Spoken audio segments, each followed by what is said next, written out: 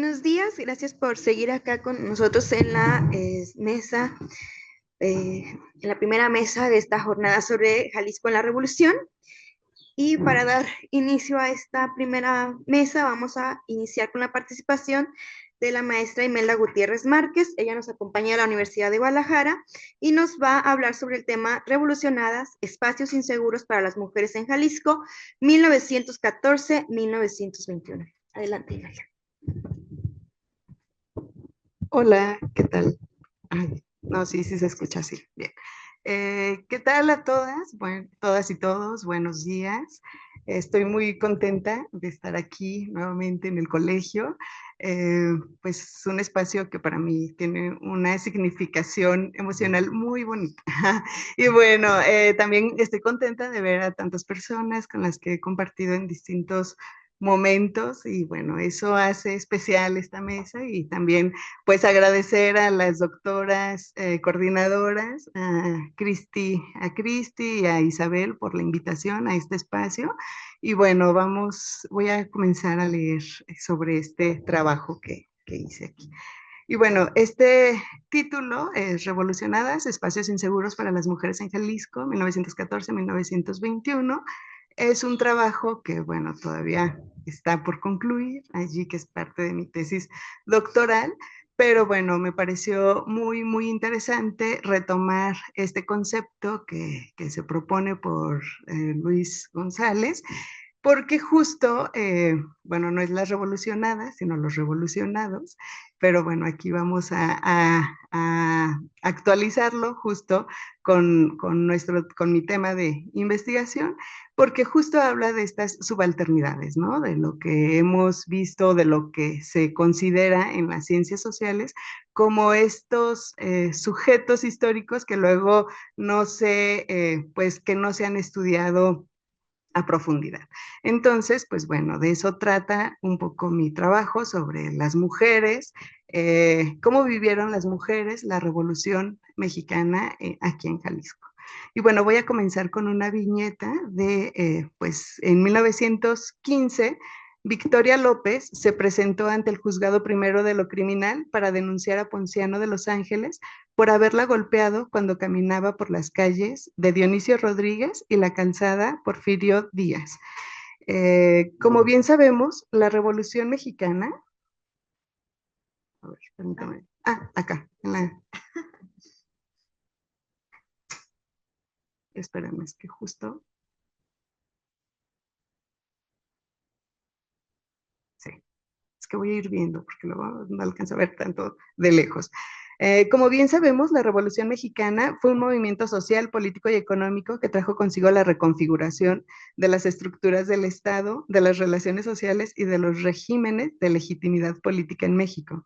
Sin embargo, el objetivo de este trabajo es identificar y analizar a aquellas personas que fueron afectadas, la mayoría de las veces, indirectamente de esta lucha política, pero que el contexto de guerra influyó para convertir aquellos espacios que fueron inseguros para las mujeres en Jalisco durante los años que estuvo presente el movimiento revolucionario en Jalisco. Y bueno, aquí voy a hacer una acotación porque ya sé que van a surgir comentarios, ¿no? No fueron los espacios inseguros solamente para las mujeres, ya lo sabemos que también para los hombres, pero es distinto la inseguridad. Entonces, justo o me voy a enfocar a ver por qué es inseguro para las mujeres y casos o los espacios que pues no son, que estos mismos espacios, al ser inseguros para las mujeres, no lo son para los hombres y en su contexto de género o de sexo, ¿no? Y bueno, para este trabajo se han recabado 5 casos que expresan espacios inseguros para las mujeres. Estos documentos fueron denuncias que se presentaron ante el Supremo Tribunal de Justicia del Estado de Jalisco y que están resguardados actualmente en la Biblioteca Pública del Estado de Jalisco. Y bueno, voy a platicarles de estos documentos. El primero de ellos, bueno, yo diferencié el tipo o los tipos de espacio que hay o de estas inseguridades a partir de los casos que me parecen significativos o representativos socialmente, porque nos habla de cómo se vivía esa revolución, ¿no? Esta revolución pues no nada más estaba en estas grandes batallas o en estos grandes campos de batalla, sino que esa guerra baja a un nivel más cotidiano, ¿no? Y ahí es donde se encuentran otras dificultades de la vida cotidiana, donde si bien no estás peleando contra el villista o los carrancistas o cualquier bando, sí permea este cambio en la vida cotidiana, ¿no? Y eso lo vamos a ver, bueno, al final voy a tratar como de entrelazarlo desde las teóricas que han hablado al respecto, ¿no? Y bueno, uno de estos espacios, que es el espacio público, me parece importante retomar algunos casos, ¿no? Por ejemplo, el caso que en 1915, Victoria López se presentó ante el juzgado al primer juzgado de lo criminal para denunciar a Ponciano de los Ángeles por haberla golpeado cuando caminaba por las calles de Dionisio Rodríguez y la calzada Porfirio Díaz, que fue lo que comenté hace un momento. Cabe mencionar que Ponciano había sido pareja sentimental de Victoria. Y bueno, aquí nos habla de que las exparejas, este es un caso, pero me he encontrado varios, donde las exparejas luego golpean a las mujeres en la calle o en algún espacio en donde las ven, en el mercado, en la calle, en algún lugar a donde ellas transitan, porque pues tienen mucho enojo, ¿no? Entonces, pues ese es recurrente, esa es una de las características muy recurrente en lo que les pasaba, ¿no? A estas mujeres. Y bueno, en este caso a mí me sorprendió que hay una anotación por parte del propio secretario donde dice que Victoria iba en estado de ebriedad. Pero bueno, como una justificación para que la expareja la golpeara, ¿no? ¿Cómo se atrevía a andar ebria en la calle, ¿no? Y bueno, otro caso es el de María Dolores Rochín. Se presentó ante el juzgado también primero de lo criminal para denunciar a los hombres del ejército que no sabe quién es. Ah, acá también. Ay, gracias, gracias, Isa. Eh, a los hombres del ejército porque pues no sabía quién había sido, pero había recibido disparos mientras ella estaba en una mercería, viendo cosas frente a la catedral. Entonces, pues vemos que también, o sea, vemos que está en la calle, pueden golpear a cualquier mujer, la expareja, pero en este otro caso, pues también tenemos que ella estaba comprando cosas en la mercería frente a la catedral y bueno, reciben disparos del ejército, ¿no? No sabe quién fue, pero ella fue y puso una denuncia y bueno, con esto nos da una evidencia de que hay un contexto de guerra, ¿no? En ese momento. Entonces, pues tenemos este otro espacio que es el espacio público, ¿no? Pero en distinto contexto. Y el tercer caso, allí seguimos en ese mismo, este caso es muy interesante porque María García, de 19 años, y Celia González, de 17 años, se presentaron ante el tercer juzgado criminal para denunciar a Manuel López porque les balaceó los pies por estar bailando con otro hombre, ¿no? Que no era su pareja sentimental. Entonces, pues bueno, tenemos aquí que es otro espacio también público, donde pues la vida cotidiana refleja que hay esta necesidad de control, de posicionarse pues en este privilegio de habitar el espacio público, ¿no?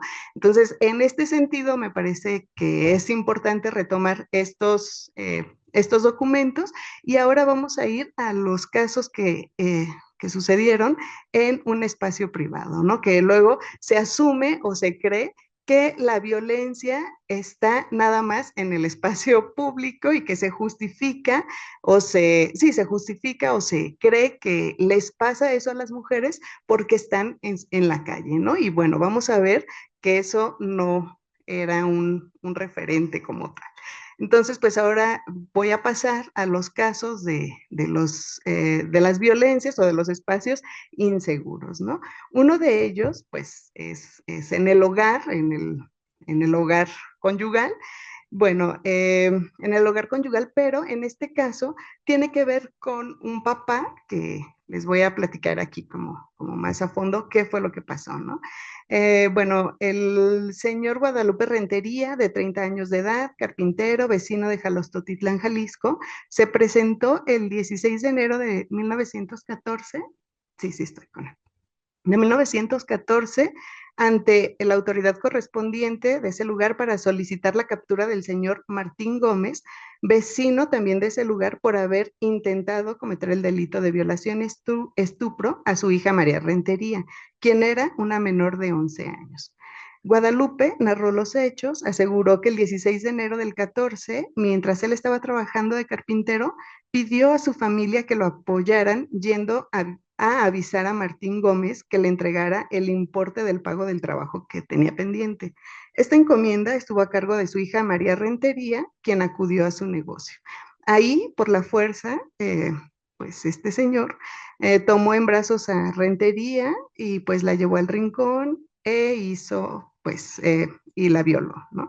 Este caso yo lo pongo como espacio privado porque el propio Guadalupe Rentería tenía una relación cercana con el violador y bueno, que de alguna manera había un lazo de confianza en donde pues no tenía inseguridad de que fuera su hija, ¿no?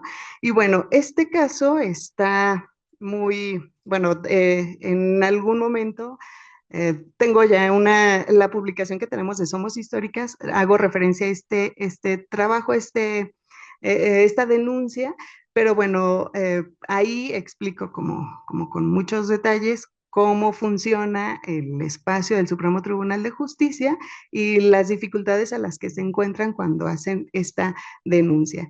Pero bueno, a mí lo que me parece interesante de este texto, o de esta denuncia, perdón, es que cómo influye o cómo interpela la revolución en estos contextos, ¿no? Justo con este señor que hacen la denuncia de la violación de María Rentería, el violador, pues una vez que ya está preso, que está en Jalostotitlán, está en la cárcel, cuando llegan los villistas a esta región de Jalostotitlán, le llega una notificación a Guadalupe Rentería, que es el papá, donde le dice que ya no pueden seguir el juicio porque ya llegaron los villistas y se llevaron a todos los presos. Entonces, pues el violador ya quedó suelto y está ahí anda, ¿no? En la revolución, en la bola.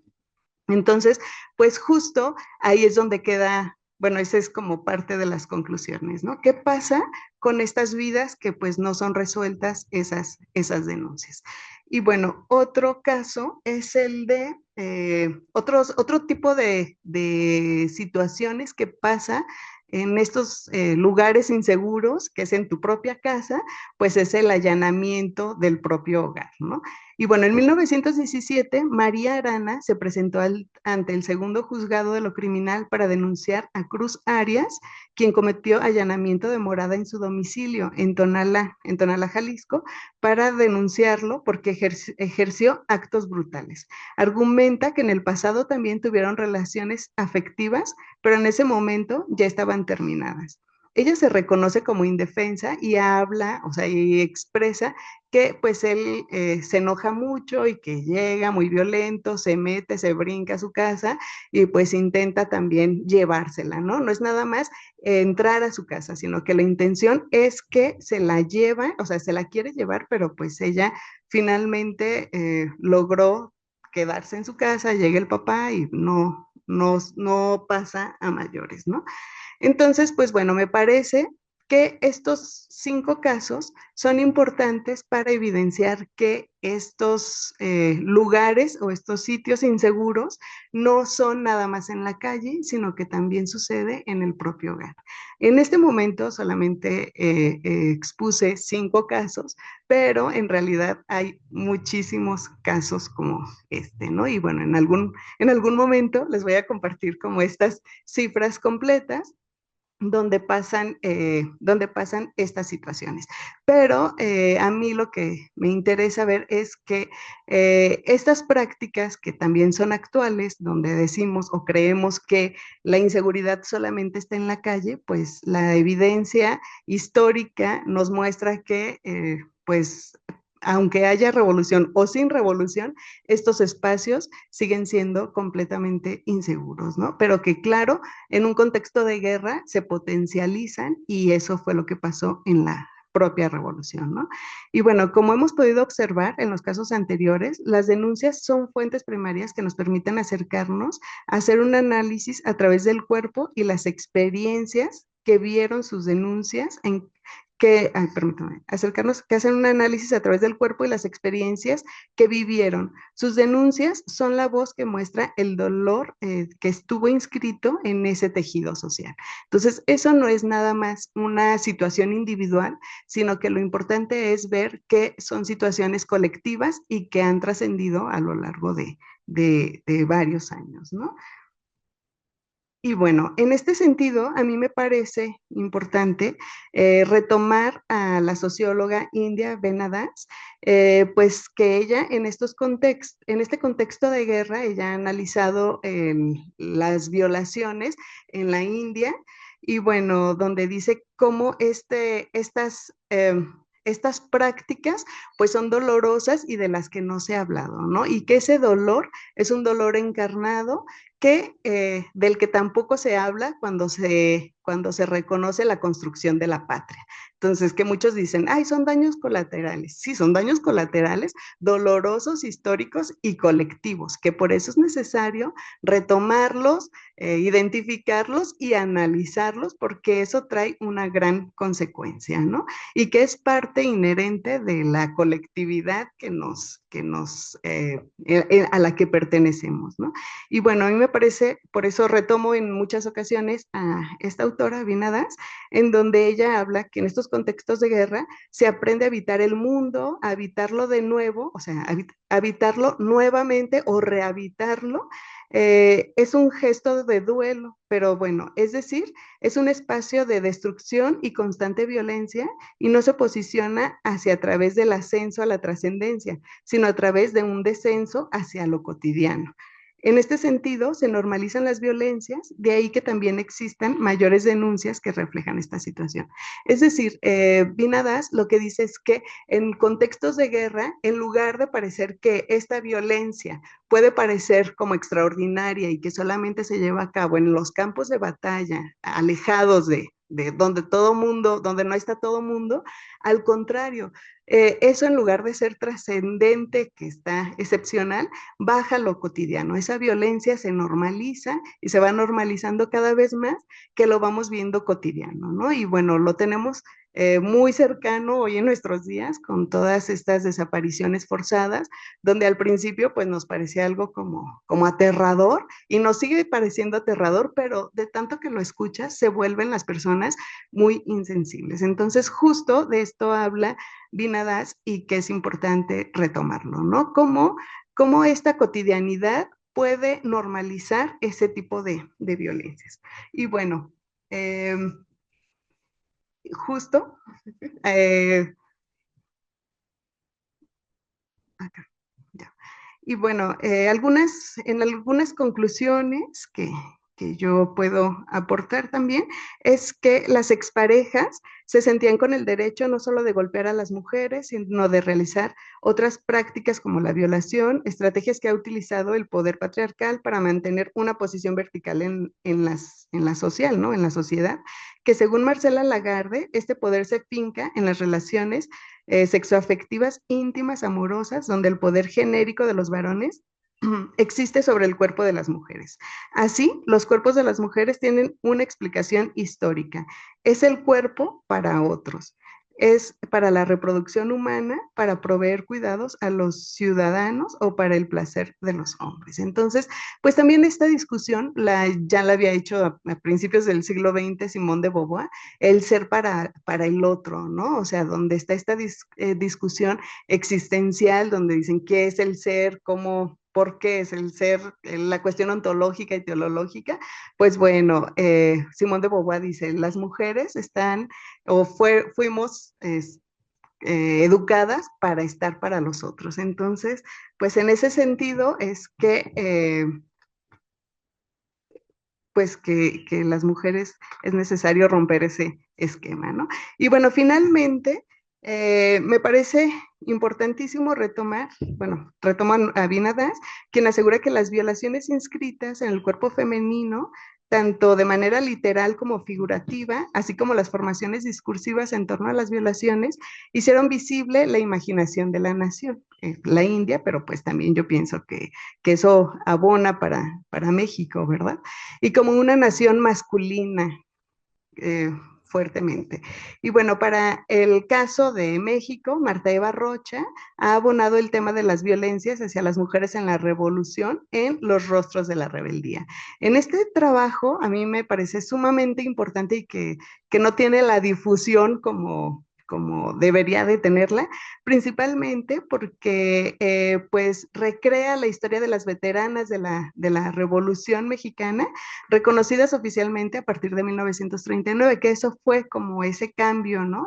De las revolucionadas, yo creo que ese sí fue un gran logro, el que se haya reconocido ante el ejército, pero también es importante, este texto me parece clave, porque pues ella retoma cuáles fueron las prácticas cotidianas de las mujeres en estos espacios de lucha, ¿no? Y una de ellas habla precisamente de la violación colectiva que llevó a cabo Villa, Villa, Villa en Chihuahua, en Namiquipa, precisamente como una estrategia de guerra, ¿no? Y que eran estrategias de guerra que se han utilizado históricamente y mundialmente, porque pues el cuerpo de las mujeres también es un territorio que se gana o se conquista, ¿no? Y eso pues también o sea, tenemos que hablarlo para quitarlo, ¿no? O sea, tenemos que hablarlo, evidenciar estas prácticas, sacarlas como de la oscuridad para hablarlas y decir, esto no puede seguir pasando, ¿no?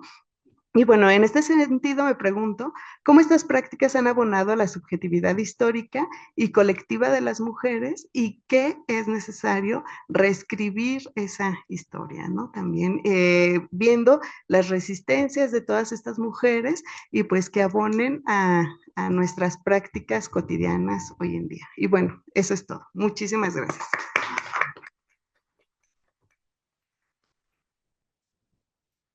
Muchísimas gracias, Imelda, por esta reflexión que nos invita a seguir repensando cómo estos escenarios trastocaban la cotidianidad, no solamente aumentando la violencia o los escenarios de peligro, sino con la irresolución de la justicia, como el caso que nos compartiste.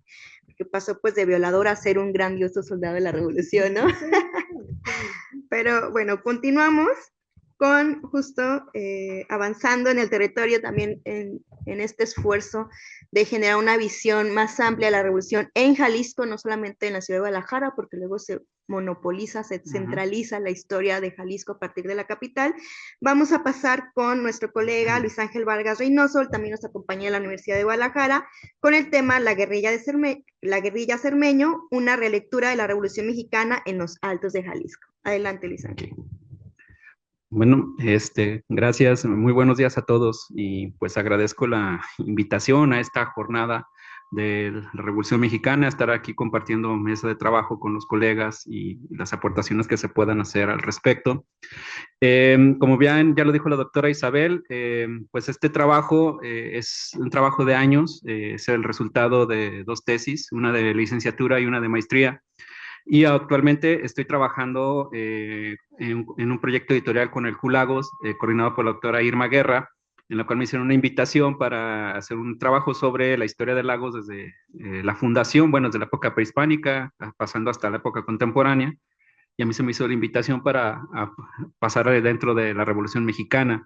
Y esto me hizo, pues, revisitar los trabajos que he realizado. Estoy haciendo una parte de sintética, donde hago una relectura a partir de donde partí en la tesis de licenciatura, ¿no? Que fue la guerrilla Cermeño, y donde nos dimos cuenta de varias cosas muy interesantes que ahorita, pues, en esta revisita voy a plantear acerca de lo que es la revolución, ¿no? Y sobre todo para tener una congruencia en la cual podamos insertar a los Altos de Jalisco en este panorama tan amplio que implicó este proceso tan complejo y que incluso pues todavía seguimos hablando de él en la actualidad. Sí, bueno, dentro de este proyecto que estoy planteando, básicamente, pues lo que se me pide en primer lugar y que parte de estas visiones desde los Altos, específicamente en la población de Lagos de Moreno, aunque también esto abona a otras poblaciones aledañas en la parte norte de los Altos de Jalisco, como es San Juan de los Lagos, Jalostotitlán, como ya me lo mencionó Meli, y pues también parte de Tepatitlán y algunos aspectos de Zapotlanejo. Pero bueno, específicamente, una de las preguntas, unos cuestionamientos es cómo impactaron las acciones de los movimientos revolucionarios villistas y carrancistas en los Altos de Jalisco. Porque, como bien lo dice la doctora Elisa Cárdenas en su obra El Derrumbe, podemos hablar de una revolución incluso no revolucionada o no revolucionaria en Jalisco, incluso desde antes de 1910, a partir de algunos movimientos políticos, sobre todo el reyismo. Sí, pero ¿qué pasa posteriormente ya en la lucha de facciones en 1914 y 15? Y es donde centro la mayor parte de investigación hasta llegar a 1918. Sí, y una de las propuestas que sí estoy haciendo un poco más, vamos a decir, un aporte que contribuya y que no nada más sea una síntesis de los trabajos que he hecho, es este planteamiento que me hago, ¿no? Porque se concibió una narrativa antirrevolucionaria en la historiografía alteña. Porque, ojo, cuando yo he presentado avances o incluso he llegado a presentar algunos, el libro que en la tarde voy a presentar también se presentó en Lagos, hubo algunos cuestionamientos o ha habido varios cuestionamientos a los trabajos en donde los salteños precisamente rechazan la idea de que hubo una revolución mexicana. Ahí se dice que hubo una Pax Porfiriana, ¿sí? Y esto es un poco lo que decía la doctora Laura Alarcón hace rato, ¿no? Esta cuestión de qué pasa con los revolucionados. En estos momentos yo les voy a hablar de los revolucionarios, pero en la tarde con el libro voy a hablarles de los revolucionados, es decir, los actores salteños. Aquí estoy hablando de los actores externos o ajenos que llegaron a los Altos de Jalisco. Para comprender esto hay que entender algunos postulados teóricos. Y eso es precisamente desde una concepción revisionista, antirrevisionista. Yo soy alumno indirecto de Frederick Katz por el doctor Robert Curley, y pues también soy alumno del doctor Samuel Ojeda, que también trabaja un poco esta cuestión del revisionismo. Y este postulado teórico me sirve para ver las variaciones regionales que hay en los procesos históricos y se contribuye a la revisión y a la crítica de estos dos postulados de Revolución Mexicana con R mayúscula y Revolución Mexicana con R minúscula. ¿Sí? Y en segundo lugar, lo abordo desde una perspectiva desde la historia cultural, donde está la participación de los sujetos históricos, tanto endógenos como exógenos, en estos hechos que se desarrollan de 1910 al 18. Bajo esta idea, pues partamos de una definición básica, ¿no? ¿Qué es una revolución? Sí, y podemos definirla en primer lugar como un cambio radical en las formas culturales, políticas y económicas en el campo del esfuerzo humano. Pero ojo, esto es una definición básica, porque quienes hemos trabajado el periodo revolucionario nos damos cuenta que hay una multiplicidad, es polisémico el concepto desde estas ideas. Ahí están viendo una imagen de un billete villista que rescató, perdón, un billete de la época carrancista que rescató el entonces director archivo histórico, Mario Gómez Mata. ¿Sí? En donde se hacen estas impresiones, ¿no? De billetes para que siga la circulación y que impacta de alguna manera, bueno, más bien impacta de manera directa a la sociedad y en la cual pues también en la tesis de maestría trabajé un poco. ¿Sí? Bajo esta idea hay que ver las perspectivas encontradas. Está la revolución con R mayúscula, en donde precisamente está la postura de quienes participaron activamente y sobre todo en la parte militar y política, ¿no? Incluyendo extranjeros. ¿Sí? Entonces, en este periodo histórico se pasa por un oficialismo de la lucha armada, nacida desde el periodo postrevolucionario, en el cual incluso los grandes artistas, los grandes muralistas participan en ello. Y tenemos la revolución con R minúscula, en la cual ya entramos más los actores, es decir, los ya revolucionados posteriormente y los historiadores que partimos desde los 60, 70, en la cual se empieza a hacer una crítica más profunda hacia esta hegemonía o esta revolución monolítica, ¿no? Aquí incluso entran las explicaciones marxistas desde la época, críticas hacia la legitimidad, si realmente fue una revolución de masas y campesinas, incluso Alan Knight menciona que es un conglomerado de todos ellos. Recordemos que en la revolución con R mayúscula se le quita el papel de las masas campesinas, el papel primordial, y se le da el sustento más hacia lo militar y lo político. Y Alan Knight dice, hay una heterogeneidad de estos participantes, ¿no? Hay, por ejemplo, también perspectivas que intentan integrar otros postulados, en el cual incluso se cuestiona fuertemente, como ya lo dije, la revolución monolítica. Es una revolución que este llamado a las armas de Francisco y Madero realmente no responde a las circunstancias nacionales o hegemónicas que Madero en su momento comentaba, sino que incluso algunos, en algunas partes, en algunas regiones, lo utilizaron incluso como una excusa para llevar a cabo sus propios planes de problemas muy locales o de enfrentamientos con autoridades locales, y aquí es donde entra en esta parte también de algunos hacendados. Les pongo un ejemplo, les adelanto un ejemplo. En los Altos de Jalisco, pues hay un grupo de campesinos, de peones, en una hacienda que incluso van a denunciar ante el gobierno villista que el capataz y el hacendado del jefe, o sea, su mero jefe son porfiristas, o sea, básicamente quieren que intervengan ahí. Y con esto vamos viendo un poco cómo también la sociedad va reaccionando al respecto, ¿sí? Pues con la revolución con mayúscula podemos entonces definirla.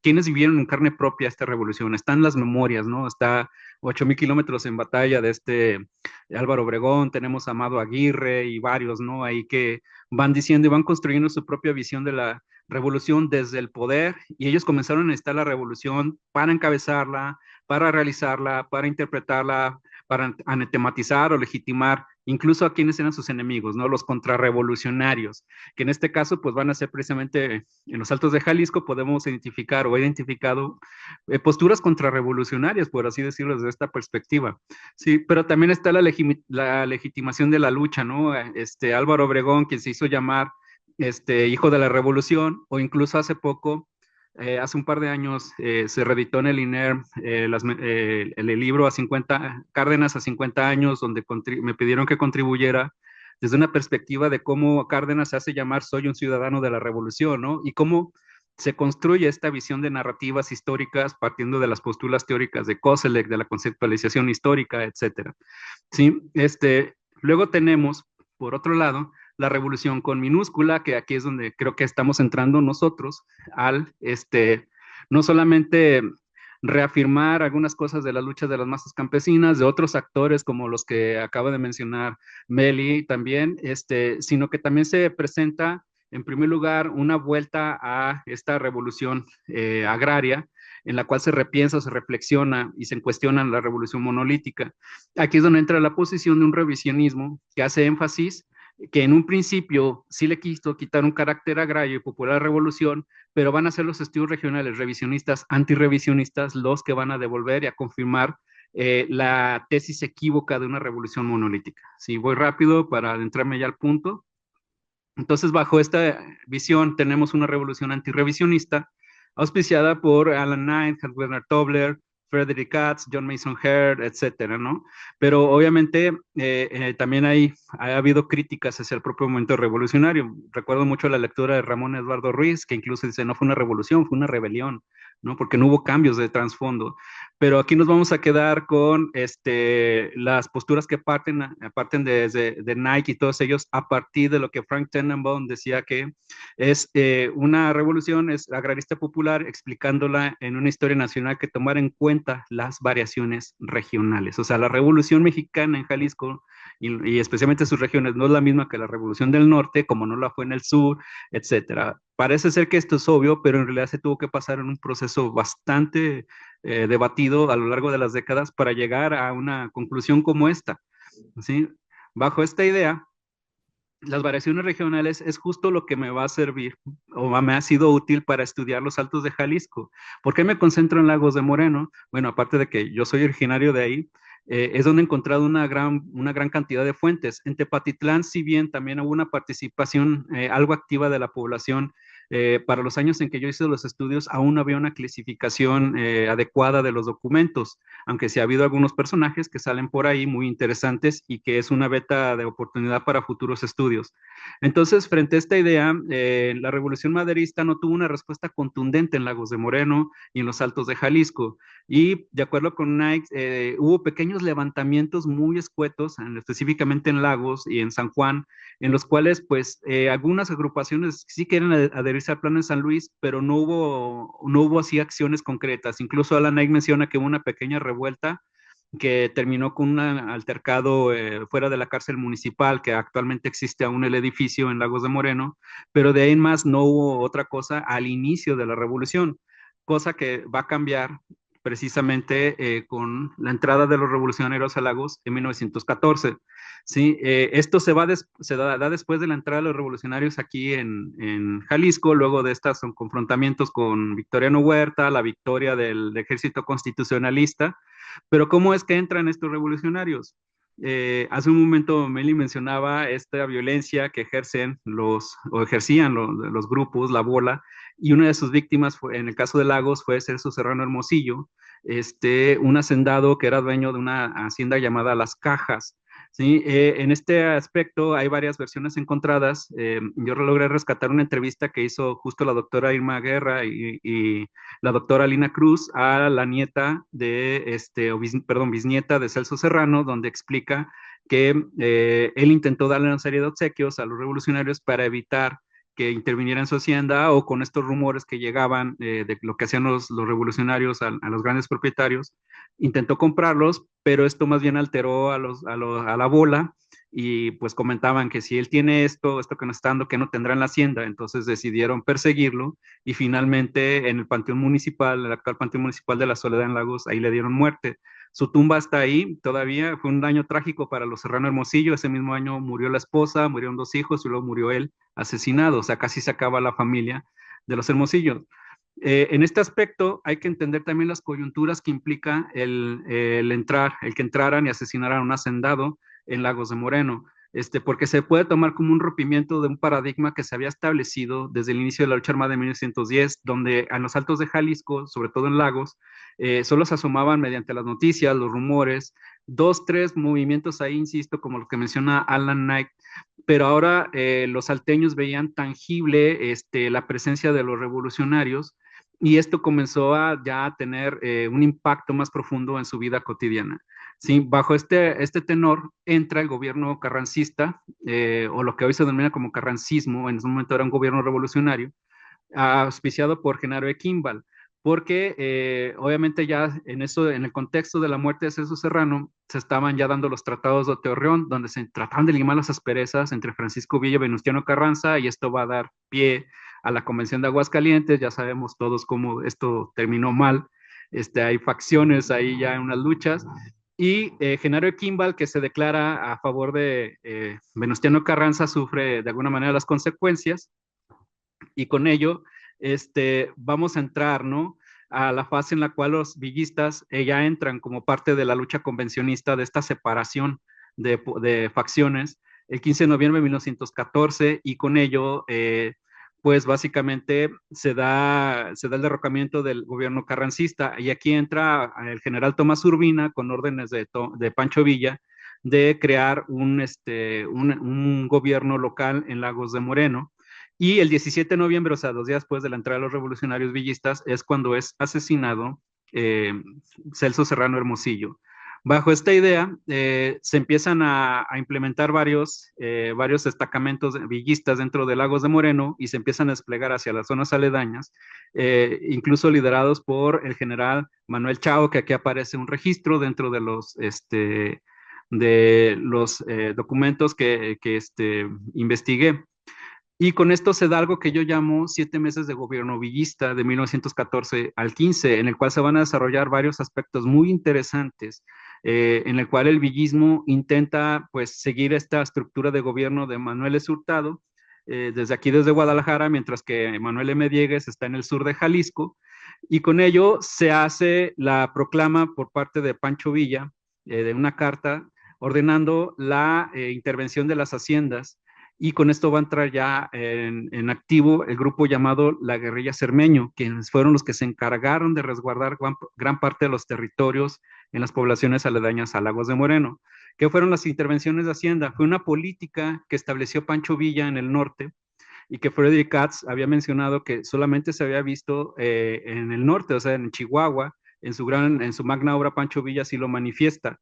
Sin embargo, al ir investigando nos encontramos este libro, digo nos encontramos porque lo halló Mario Gómez Mata, que en paz descanse, me lo mostró, y haciendo un análisis más profundo, el doctor Robert Curley y yo nos dimos cuenta de que esto era un descubrimiento bastante interesante, ¿sí? Incluso se lo hizo saber en su momento al doctor Katz, en el cual pues hay una serie de intervenciones y políticas que se hacían con el afán de que de estas haciendas se sustrajeran los víveres o necesarios para la manutención del ejército del noroeste en la región y seguir combatiendo o manteniendo a raya a Manuel M. Diegues en el sur. Esta es una lista que hice de las haciendas que fueron intervenidas, ¿sí? En su momento. Ahí está, en rojo pongo a Celso Serrano, sí, porque él es el protagonista, digamos así, del cual salen estas variaciones, y en donde pues vamos viendo, ¿no? Qué tipo de intervenciones hacían y por qué algunos peones decían que era necesario intervenirlos, y qué función tenía la guerrilla Cermeño. Vamos pues a ello, ¿no? Básicamente era un grupo armado que se consideraba a sí mismo como una milicia, pero en realidad se hacían llamar también guerrilla, que fue un cuestionamiento que me hizo el doctor Valerio en su momento, pues que las guerrillas no existían en la revolución, no es un invento mío, ahí están, a veces se alcanza a apreciar. Así se hacían llamar ellos, la guerrilla cermeño. Obviamente no tiene la connotación de los movimientos paramilitares o políticos y todo lo que hay a partir de los mediados del siglo XX. Sí, es una milicia, le pagaban. ¿Y de dónde salía el dinero? De las haciendas intervenidas, de ahí salía el dinero, por eso ellos también los mantenían a raya. Su líder era, se los muestro a continuación, Manuel Cermeño y Sánchez. No se dejen llevar por la apariencia, acá, pulcra y todo. Al principio, Robert Curley y yo pensábamos que era un hacendado ahí de los Altos, precisamente que para evitar que intervinieran en su hacienda, dijo, pues yo me uno a los villistas, ¿no? Pero en realidad ya con el tiempo, durante la tesis de maestría, descubrí que no, que en realidad Manuel Cermeño Sánchez comenzó sus andanzas en 1911 de bandolero junto con José Pérez Castro, otro bandolero de la región, que José Pérez Castro era hijo de unos hacendados de la hacienda de Castro. Sí, la hacienda de Castro, bueno, creo que la foto de mi libro, la portada, es de la hacienda de Castro. Esa la tomamos también una visita que hicimos Robert Curry y yo ahí, pues, estuvimos muy activos durante la tesis de licenciatura. Y con ello, durante la maestría descubrí que en realidad era un bandolero. Entonces viene de este escalafón social, ¿no? Que muchos personajes tuvieron. Y esta foto que están viendo es de 1920, de Manuel Cermeño y Sánchez, ya como presidente municipal de San Juan de los Lagos, ¿sí? Entonces, pues, sí convenía ser revolucionario ahí. Aquí tengo una pequeña reconstrucción. Esos solamente son los únicos miembros que han aparecido en varios de los documentos. Obviamente, la agrupación era más grande. Se enfrentaron a grupos de carrancistas en los límites entre Lagos y León. En Jalostotitlán tuvieron que evitar una trifulca en unas fiestas. O sea, hacían un patrullaje, mantenían a raya a los carrancistas. Ese era su papel dentro de esta dinámica tan interesante. Sí, ya voy a terminar. Aquí es donde les digo, ¿no? Se derrumba la tesis que habíamos, la hipótesis que habíamos dicho Robert y yo era pues, un hacendado alteño, porque él a veces pagaba a los integrantes cuando se atrasaban los recibos que les tenían que llegar la presidencia municipal de Ismael S. Hurtado, que era el presidente municipal villista, ¿sí? Pero en realidad ya descubrimos que en realidad pues, era un bandolero, ¿sí? Sea, aquí está una descripción de él que coincide con la foto porque también me cuestionaba si él era él o no, pero sí, aquí ya está la descripción que encontré en el Archivo Histórico de Jalisco. Sí, soltero, como de 30 años de edad para aquel entonces, estatura alta, delgado, pelo lacio castaño, pelo café estrigueño, nariz aguileña, frente grande, o sea, realmente sí, usa únicamente bigote, me regreso. Ahí está. Entonces sí coincide totalmente que él sea el Manuel Cermeño y Sánchez, ¿sí? Y bueno, bajo esta óptica, pues vamos a entrar también a un momento convulso, lo resumo rápidamente. Esa es la estación de Castro, la foto a colores, la que están viendo ahí, ahí es donde eran los padres de José Pérez Castro, el bandolero, pero la tomé con el fin de comprender lo de la batalla en la estación de ferrocarriles que se da el 30 de junio de 1915.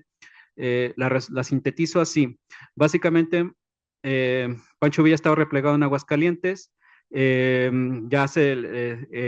Álvaro Obregón aquí a Castro cuando se da cuenta, Castro está cerca de Encarnación de Díaz, La Chona, se da cuenta de que ya se le está acabando el parque, todo para continuar replegando a Pancho Villa al norte. Es cuando le manda este famoso convoy de la Victoria desde Veracruz, de Niceno Carranza y todo. Villa, pues como buen estratega, que sí lo era, le dice a Rodolfo Fierro, a Luis Moya y a otros que rodeen Castro para recuperar ese tren, más bien apoderarse de ese tren en la estación de Lagos de Moreno. La estrategia, aunque no lo dice tal cual, no hay documento que lo diga, uno lo puede sacar a conclusión, ¿no? La estrategia era rodear a Álvaro Obregón, Rodolfo Fierro desde Lagos de Moreno y Pancho Villa desde Aguascalientes pasando por La Chona, cercarlo aquí en Castro. ¿Sí? Entonces, obviamente también Álvaro Obregón se da cuenta, le dice a Manuel M. Diegues que se repliega a Lagos de Moreno cuando se dirigía acá a Guadalajara y se da la batalla el 30 de junio de 1915 por este tren. Es una de las batallas más cruentas que la historiografía no había tomado en cuenta. Bueno, lo tomó en cuenta por una cosa, porque le dieron un balazo a Manuel M. Diegues y se acabó. ¿Sí? Pero conforme yo fui investigando, hubo varias víctimas, incluso Genaro Equimbal, el presidente municipal carrancista, cuando recupera la Plaza de Lagos, ordena que los cadáveres que se están inhumando, como pueden ver en esa foto, que apenas sí es clara, hay una foto de mayor calidad en mi libro, casi al final. Esta es una foto de las inhumaciones que están haciendo de los villistas, de los que murieron ahí en la estación de Lagos de Moreno. Y Genaro Equimbal, para evitar que los cadáveres que quedaron se sigan descomponiendo, les ordena que los incineren tanto cuerpos de hombres como de caballos. ¿Por qué? Porque las zonas donde se desató la batalla, que es algo que se conoce como la Higuera, cerca de la estación de los ferrocarriles, es una zona de mantos freáticos actualmente. Es decir, hay mucha agua subterránea ahí y se iba a contaminar. Súmenle que en junio había una plaga de enteritis, una epidemia de enteritis, perdón, entonces esto iba a agravarlo. Con ello podemos ver que la batalla tiene varios niveles de lectura, ¿no? Desde el hecho de esta estrategia implícita que hace Pancho Villa hasta las repercusiones sociales y de salud pública que tuvo para los laguenses. Con esto se termina el gobierno villista, entre el gobierno carrancista, hay más cosas que decir al respecto. Sin embargo, aquí también obviamente termina el papel de la guerrilla cermeño, y con ello pues se abren las posibilidades para seguir estudiando el tema. Yo lo comenté en un avance con el Culagos a los estudiantes de humanidades. Hay una beta muy importante sobre historia de la educación en Lagos de Moreno en esta época, porque pese a esta convulsión de los gobiernos, se están haciendo contratos para maestras. ¿Sí? Entonces, se busca de alguna manera que la vida continúe, aunque hay muchas alteraciones. Y como pueden ver, salvo Manuel Cermeño y Sánchez, no menciono algún otro sujeto histórico alteño. Sí, y esto es lo interesante de la postura que habla de los salteños con respecto a la revolución y que más adelante pues, en la presentación ahondaré, ¿no? Sobre esta visión endógena, exógena que vean en la revolución, a las cuales decían que ellos no se iban a adherir. Entonces, por mi parte, pues es todo. Pues muchas gracias.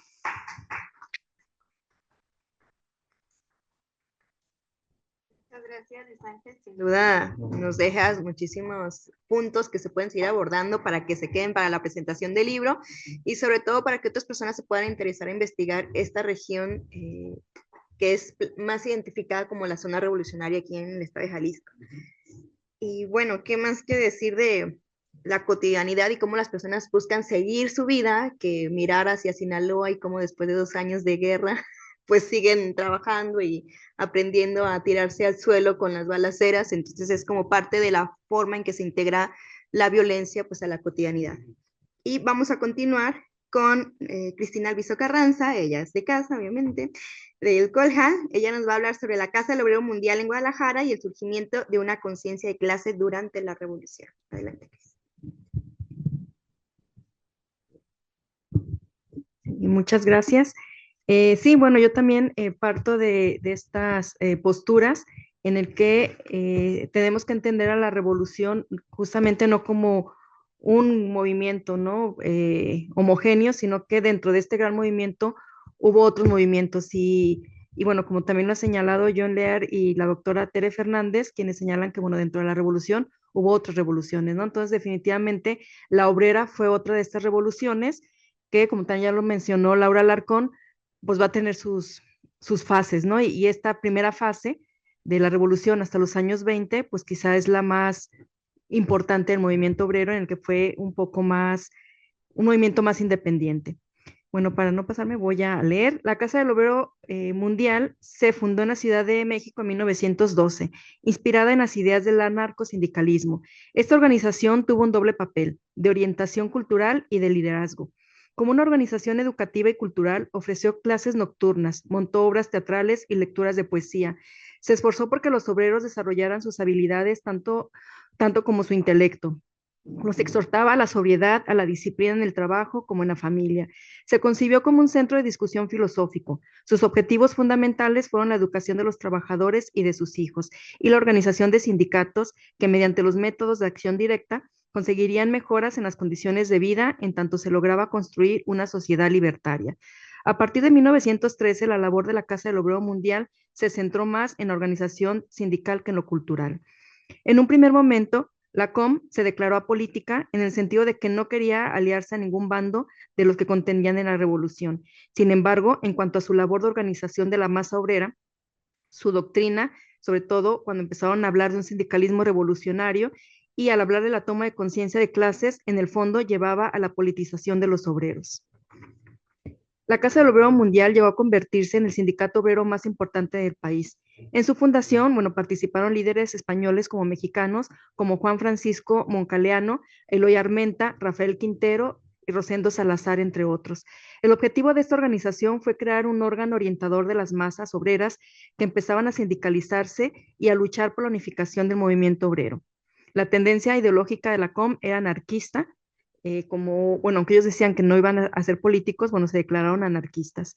Por medio de propagandistas que recorrieron la República Mexicana, la Casa del Obrero Mundial organizó en pocos meses casas de obreros en Tampico, Hermosillo, Mérida, perdón, Guadalajara, Orizaba, Colima, Oaxaca, Pachuca, Monterrey, Querétaro, San Luis Potosí y Acapulco, así como Córdoba, Jalapa, San Andrés, Tuxtla, Tlacotalpan, Villahermosa, Tlaxcala, Puerto México, Tepachula, Puebla, Guanajuato, Celaya, Aguascalientes, Zacatecas, Irapuato y un puño más de ciudades, ¿no? Ana Rivera Carbó señala que en esta labor la Casa del Obrero Mundial recibió el apoyo de los comandantes militares locales, siendo sus comisiones especialmente bien recibidas por algunos constitucionalistas como Salvador Alvarado en Yucatán y Basilio Vadillo en Colima, es decir, donde llegaban estos gobernadores constitucionalistas, pues llegaba la Casa del Obrero, los delegados de la Casa del Obrero Mundial. Pues Jalisco no fue la excepción. A la llegada de las fuerzas constitucionalistas al mando de Manuel M. Diegues, se dio la pauta para que los delegados de la COM trabajaran en la organización de los obreros jaliscienses.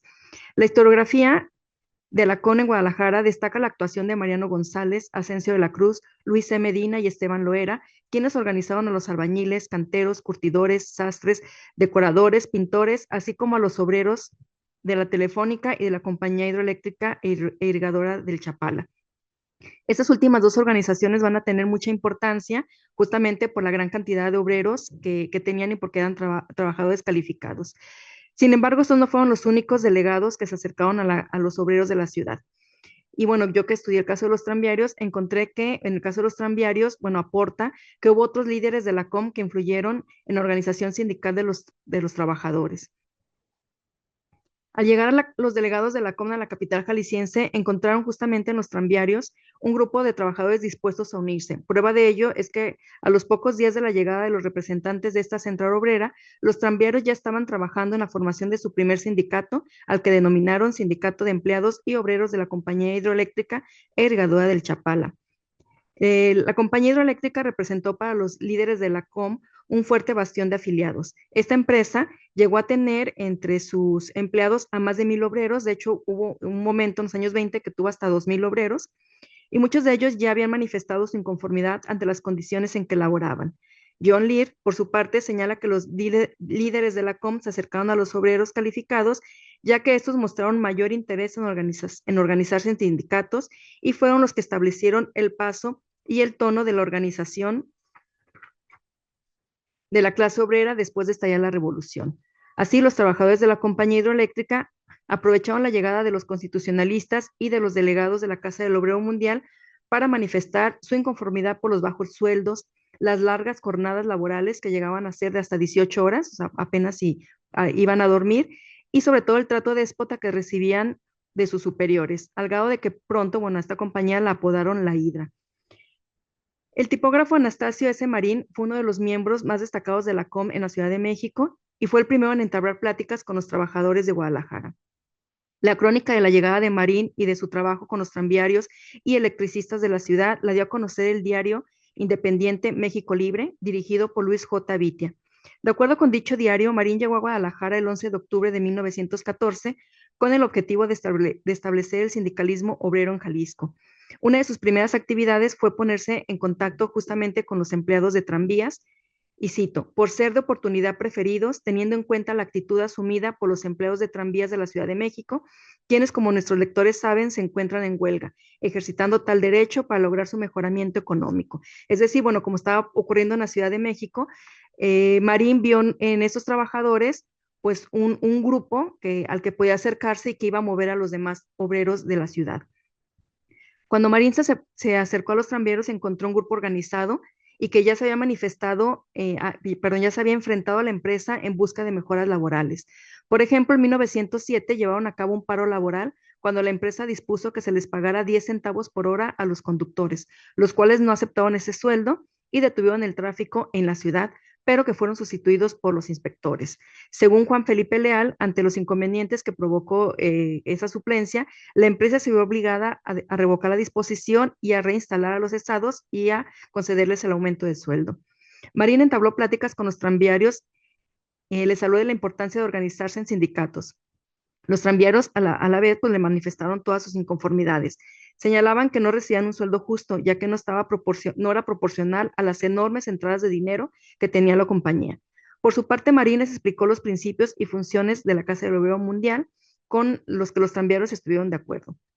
Así, el 13 de octubre de 1914, en la Sociedad Mutualista de Peluqueros se fundó el Sindicato de Empleados y Obreros de la Compañía Hidroeléctrica, que agrupó a tranviarios y electricistas. Los tranviarios, desde luego, no fueron los únicos ni los primeros en sindicalizarse en Guadalajara. Aunque es difícil dar una cronología exacta, para ese momento ya estaban organizados y afiliados a la Casa del Obrero Mundial los albañiles, canteros, curtidores, sastres, decoradores, pintores, los obreros y obreras de la telefónica y de la industria textil. En especial, algunos trabajadores de esta última industria ya habían desarrollado una huelga en demanda de salarios, de mejores salarios de acuerdo con su puesto. Es decir, ellos ya estaban pensando, como la Casa del Obrero Mundial les estaba mostrando, que podía haber una división social del trabajo y que no todos tendrían por qué ganar lo mismo de acuerdo también a sus conocimientos también. Para los tranviarios, el sindicalismo significó una forma de negociar con la compañía hidroeléctrica sus necesidades más inmediatas. Sin embargo, bueno, también para la Casa del Obrero Mundial, el que los trabajadores de la compañía hidroeléctrica se afiliaran a la COM les significaba también que ellos podían tener una mayor presión para negociar con el gobierno. Para ello era necesario y para poder negociar era necesario que la empresa reconociera la organización de los trabajadores. No obstante, como señala María Teresa Fernández, el salario mínimo, el reconocimiento de todos los derechos laborales, el derecho a la sindicalización, así como al descanso y a la jornada regular, fue un proceso lento y muy contencioso aquí en Jalisco. Bueno, el siguiente punto que voy a tratar es sobre las huelgas. Justamente es muy importante porque la Casa del Obrero Mundial cuando se afiliaron estas grandes compañías con ellos, pues llevaron a cabo huelgas que no solo beneficiaron a los de la industria de los tranviarios y de la telefónica, sino a todos los obreros, porque, bueno, lo hacían así que en bola, ¿no? Si se iban los albañiles a huelga, pedían apoyo de las otras compañías, y si estamos hablando de más de 1,000 obreros, pues ya se hacían importantes contingentes para las huelgas. La crisis económica que sufrió Jalisco en 1915 provocó el aumento de las demandas obreras y que fueron apoyadas por la COM. En ese año, la CON emprendió en Guadalajara una importante campaña de orientación para los obreros. Según el diario El Presente, organizó pláticas donde les enseñaba a los trabajadores la importancia de sindicalizarse para abatir los abusos de las compañías y de los jefes de talleres. En junio de 1915, a instancias de Rafael Quintero, secretario general del Comité Revolucionario de la COM en la Ciudad de México, quedó establecida la COM de Guadalajara. Entre los líderes obreros que contribuyeron a dicha fundación, bueno, están los ya mencionados Luis E. Medina, Julián Quintero, Ascensión de la Cruz, Benigno Palencia y Esteban Loera, este último quien fue su primer secretario general. Tras la fundación de la COM en Guadalajara se llevaron a cabo varios movimientos huelguísticos, entre ellos el de los trabajadores de la fábrica de alcohol, que se declararon en huelga en el mes de octubre, la cual al cabo de 2 horas logró sus objetivos y reanudaron el trabajo. En noviembre del mismo año los albañiles se pusieron en huelga, pero ellos fueron detenidos por las autoridades. También en noviembre los meseros se declararon en huelga con la solicitud de aumento de sueldo de 25 a 40 pesos, ya que con el salario que tenían no les alcanzaba para mantener a su familia.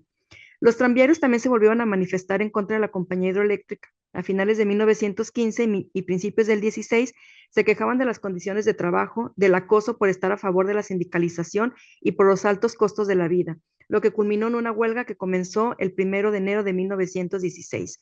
Demandaban principalmente el aumento de salarios y el pago de los mismos en moneda de oro. La huelga se caracterizó por su mejor organización y porque las acciones de los tranviarios fueron más directas y agresivas. Es decir, durante estos años de crisis y debido a las condiciones políticas y sociales de la revolución, pues les permitieron a ellos negociar y estaban construyendo también ya una forma más violenta y combativa para enfrentarse a la empresa.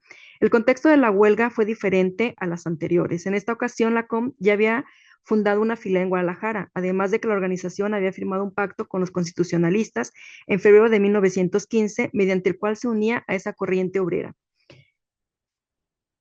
La Casa del Obrero, voy a brincar esto. Los constitucionalistas le ofrecieron a la Casa del Obrero Mundial atender las demandas de los obreros y les permitieron establecer centros o comités revolucionarios en todos los lugares que ellos creyeran convenientes, a cambio de que la Casa del Obrero Mundial estableció los famosos batallones rojos y en los que los tranviarios, bueno, fueron parte de esos contingentes. Jan Meyer señala que se formaron 6 batallones divididos por sindicatos. En Guadalajara, Diergues organizó un cuerpo de empleados de comercio, de la administración pública y de los tranvías que combatió valientemente contra los villistas. Esto motivó que la cantidad de huelgas aumentara en el país, sobre todo en Guadalajara, Puebla, Veracruz, Tampico y la Ciudad de México. La queja principal era la caída de los sueldos y la exigencia del pago de salarios en oro y no en billetes devaluados. Bueno, como ya se señaló, cada que llegaba algún revolucionario, bueno, cambiaba el billete y cuando se iban, pues ya no valían.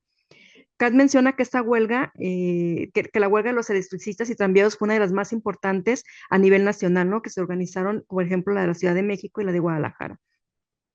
En el análisis que yo logré hacer, pues también me lleva a afirmar que los tranviarios encabezaron las demandas de todos los obreros de Guadalajara.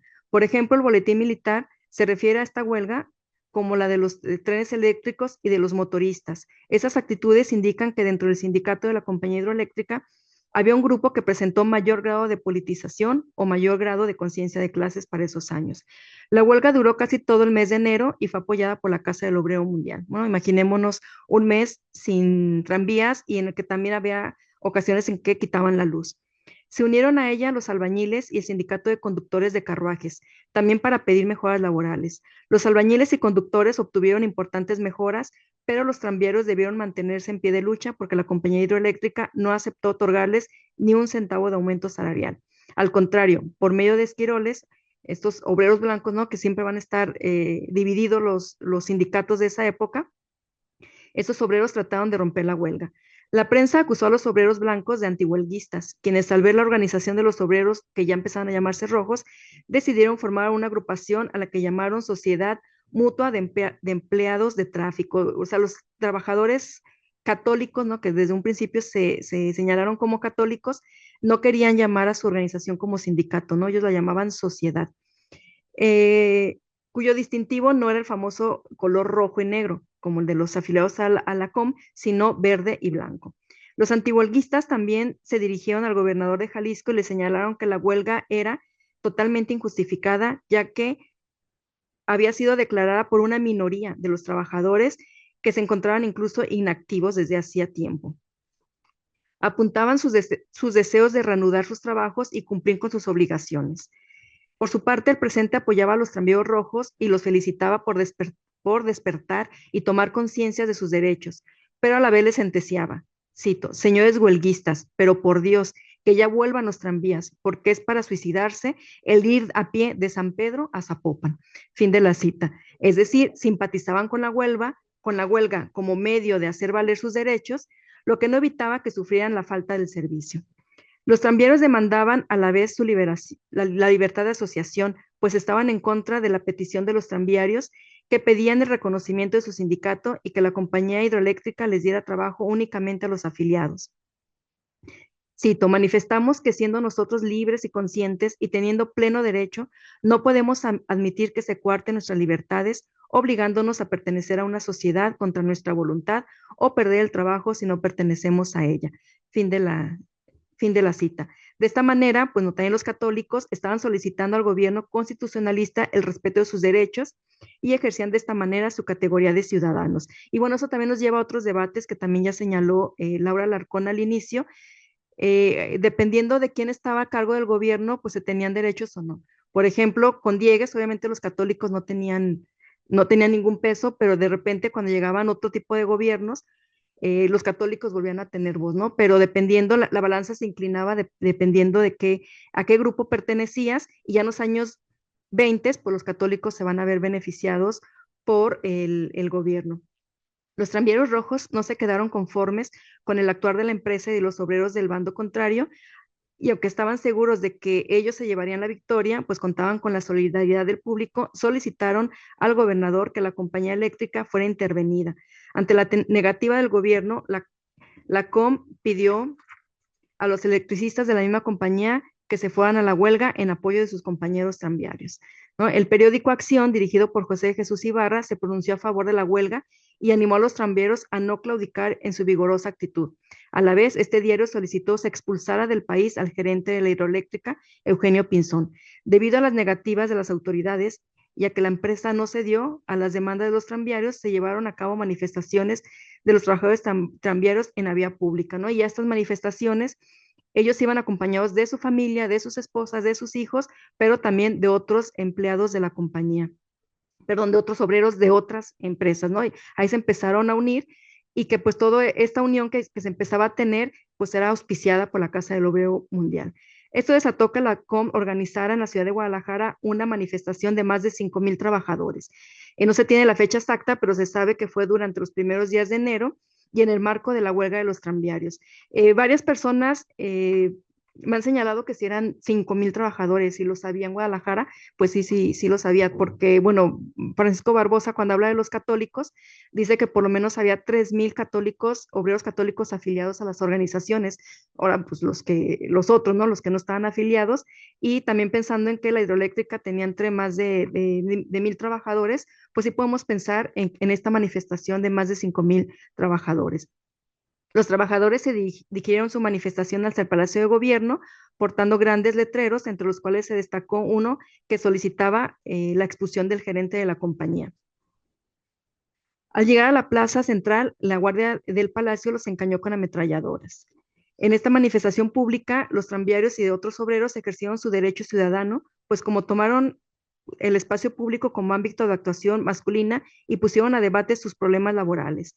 La huelga se mantuvo a pesar de casi ser reprimida con violencia. Los trenes eléctricos pararon labores y la compañía hidroeléctrica nuevamente quiso echar a andar los tranvías con personal que le permanecía fiel. De acuerdo con Rosendo Salazar, esta huelga provocó un ambiente de tensión para todos los sindicatos de Guadalajara, al grado que a nivel nacional tuvo que intervenir el secretario de Gobernación, Adolfo de la Huerta, quien envió al gobernador interino Aguirre Beltrán un telegrama fechado el 7 de enero, ordenándole que de ninguna manera se podía apoyar la propuesta de la compañía hidroeléctrica de reactivar el sistema de tranvías con sus otros empleados, pues eso puede desatar un problema mayor. De la Huerta también informó al mandatario estatal que estaba en comunicación con la compañía hidroeléctrica para poner fin a la huelga. Bueno, pues ya para ir terminando, al final esta huelga logra terminar con la llegada de Manuel M. Diegues a la ciudad de Guadalajara, porque pues estaba fuera y el que la llevó a cabo fue Manuel Aguirre Berlanga, quien pues quería de alguna manera acabar con la huelga deteniendo a la mayor parte de los trabajadores. Con Manuel M. Diegues pues se logró poner fin a la huelga, se le informó al gobernador titular los motivos de la misma, que se centraban en dos aspectos: aumento de sueldo y trato justo por parte de los jefes de la compañía hidroeléctrica, pues los trabajadores eran insultados y humillados constantemente. El 24 de enero, Diegues se entrevistó con la parte patronal representada por el subgerente, o sea, no podían hablar con el gerente, ¿no? Había demasiada tensión con él y tuvieron que hablar con el subgerente y con algunos obreros, los cuales pretendían entrar en grupo, pero Diegues solo aceptó recibir a unos cuantos de ellos. A esta reunión también asistió el presidente municipal, Luis Castellanos y Tapia.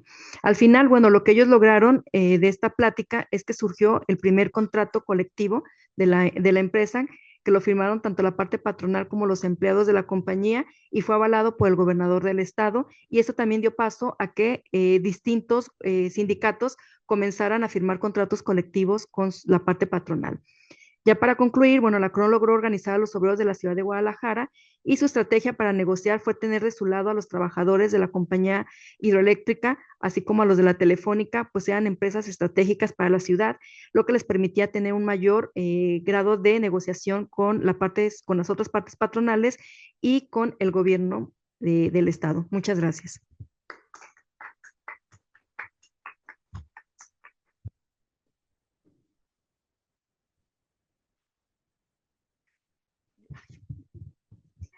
Gracias. Muchas gracias, Cris. Sin duda, pensar estos otros escenarios nos lleva también a retomar lo que nos había referido Laura Alarcón con la conferencia magistral, de las diferentes áreas en las que podemos y debemos mirar la revolución, como esta parte del trabajo y las condiciones de los obreros. Y también cómo eso pues podía sumar a los temores, a las inseguridades que se estaban generando en la ciudad, una ciudad que ya se estaba quedando con pocos alimentos, el abasto cada vez era menor y a esto le sumas que van a estar un mes sin luz, pues, y el caos que eso podría generar, ¿no? Muchísimas gracias, Cristina. Vamos a continuar con Francisco Velázquez, también aquí del Colegio de Jalisco, y él nos va a hablar Revolución y Agrarismo, un proyecto forzado. Adelante, Francisco. Gracias, Isabel, gracias a Cristina por la organización de esta jornada y por la invitación. Bueno, yo también, igual que Cristina, para no disvariar tanto, voy a leer un texto que preparé. Espero que no me pases tantos papelitos porque creo que me voy a pasar un poquito del tiempo. Este tema del agrarismo es de los temas tal vez más mitificados en la Revolución Mexicana. Yo que me he metido a estudiar mucho esto, tengo una postura un poco controversial. Los cambios sociales que el movimiento revolucionario que comenzó en 1910 trajo consigo, si bien no surtieron efecto de manera instantánea en el campo jalisciense, sí marcaron precedente y al menos en el papel no tardaron en comenzar a notarse los aires renovadores. En el ámbito nacional, el primer antecedente de una posible reforma agraria se dio antes de la etapa porfirista, lo que denota que los problemas del agro mexicano ya venían arrastrándose de atrás y no fueron totalmente debidos a don Porfirio. Julio Chávez López, de ideas socialistas, en su manifiesto a todos los pobres y oprimidos de México y del universo, no solo de México, del universo también, fechado en 1869, exhortaba a una guerra de peones contra hacendados, argumentando la explotación que desde tiempos remotos los terratenientes hacían de los trabajadores. En su proclama, Chávez no solo reprochaba los abusos de los latifundistas, sino también la complicidad de la Iglesia y la corrupción del gobierno federal, incapaz de aplicar las leyes liberales. Finalmente fue fusilado el cabecilla luego de algunos ataques en el Estado de México, Tlaxcala, Morelos, Puebla e Hidalgo, donde quemó títulos de propiedad de varias fincas y repartió las tierras entre los trabajadores. Una década más tarde se gestó un levantamiento popular en Puebla, en 1878, encabezado por Alberto Santa Fe y Manuel Cerdán. Lo destacado de esa movilización fue el discurso agrario que poseía y que le dio renombre al movimiento.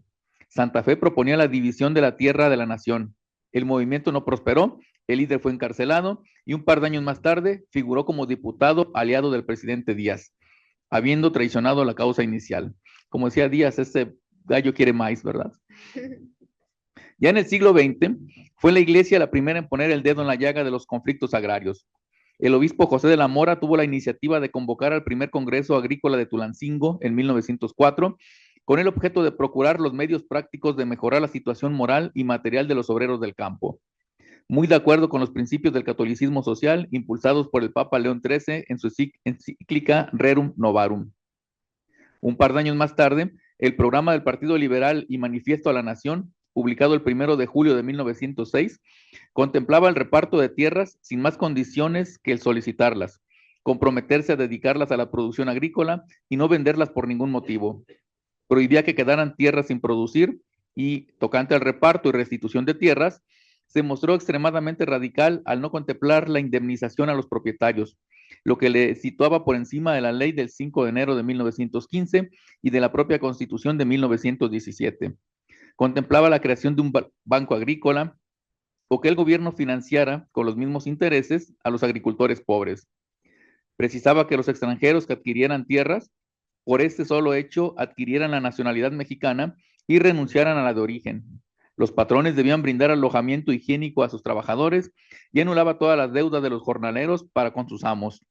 Lamentablemente, esta propuesta no tuvo eco alguno, salvo en la futura convicción de quien más tarde ocupó la Secretaría de Agricultura y Fomento, el general Antonio I. Villarreal. Ante la infinidad de quejas por los abusos de las compañías deslindadoras de terrenos en tiempo de Porfirio Díaz, fue el mismo general oaxaqueño quien, mediante un decreto fechado el 27 de julio de 1909, creó la primera comisión agraria con la intención de proceder, cito, a rectificación, mensura y estudio de los bienes nacionales. Fin de la cita. Sin embargo, poco fue lo que pudo hacer esta primera comisión ante la inminencia del estallido revolucionario y la consecuente salida del país del presidente de la República. Tras la renuncia de Porfirio Díaz el 25 de mayo de 1911, la situación en materia agraria se tornó más caótica de lo que ya de por sí era, al grado que un par de semanas después, el gobernador de Tabasco pidió al de Jalisco una copia de la ley agraria del Estado. Nunca se le entregó nada por dos razones. La primera, por el revoltijo político que había en el Estado, que vio desfilar a 6 gobernadores, uno de ellos en 2 ocasiones en 1911, y lo más seguro es que no les alcanzó el tiempo de empaparse de la administración pública jalisciense. Y la segunda razón era que no existía tal legislación en materia agraria. En Jalisco, el primer indicio de una reforma en el campo data de 1913, cuando, con el debate político del reparto agrario a nivel nacional, el diputado José González Rubio se dio a la tarea de investigar la extensión media de las haciendas de todo el país. El informe de Jalisco, proporcionado por la Dirección General de Rentas, señalaba que tenían una extensión promedio de 18,344 hectáreas, cifra totalmente irracional, y argumentaron que consideraban como haciendas únicamente las fincas mayores de 8,778 hectáreas. Con eso se muestra qué tanto conocían los políticos mexicanos la realidad del agro del país. En el centro había haciendas de 50, de 120 hectáreas. Claro, los CRIs tenían 200,000 hectáreas. O sea, había mucha disparidad, pero las haciendas se definían por su producción o el tipo de producción, no tanto por sus extensiones. Enseguida, la Dirección General de Agricultura envió cuestionarios a los gobiernos estatales con la intención de obtener un mejor panorama del campo nacional. Entre los datos solicitados se pedía informar de los terrenos que en ese momento se hallaban cultivados, los susceptibles de cultivarse, los bosques, los no cultivables, pero aprovechables como agostadero, y finalmente los terrenos desnudos que no rinden producto a la agricultura. Las primeras acciones en el Estado vinieron de la mano del gobierno revolucionario de Manuel M. Diegues y el interinato de Manuel Aguirre Berlanga, y representaron notables avances para las clases más desprotegidas, tanto urbanas como rurales, con el decreto 39 del 7 de octubre de 1914, que en realidad fue una anticipada ley del trabajo. En las cuestiones del campo, tal decreto fijó el salario mínimo en 50 centavos para los lugares donde se recibía de manera adicional una remuneración complementaria, fuera habitación, combustible, agua, pasto, etc. Donde el jornalero pagara renta, el sueldo debía ser de 1 peso. Los trabajadores del campo disfrutarían de 1 hora para comer Los salarios serían en moneda en curso, evitando vales, y se suprimían las tiendas de raya. Finalmente se ordenaba que en tierra de temporal los medieros se quedaran con el 75% de la cosecha y en las de riego con el 50%.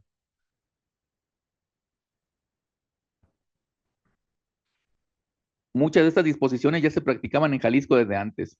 De hecho, en algunas haciendas, esta medida generó un gran descontrol, pues los medieros cada vez se mostraban más renuentes a trabajar las tierras, argumentando que les convenía más asegurar el sueldo de 50 centavos diarios que arriesgarse a ser presas de un mal temporal y no solo perder la cosecha, sino quedar endeudados con la hacienda.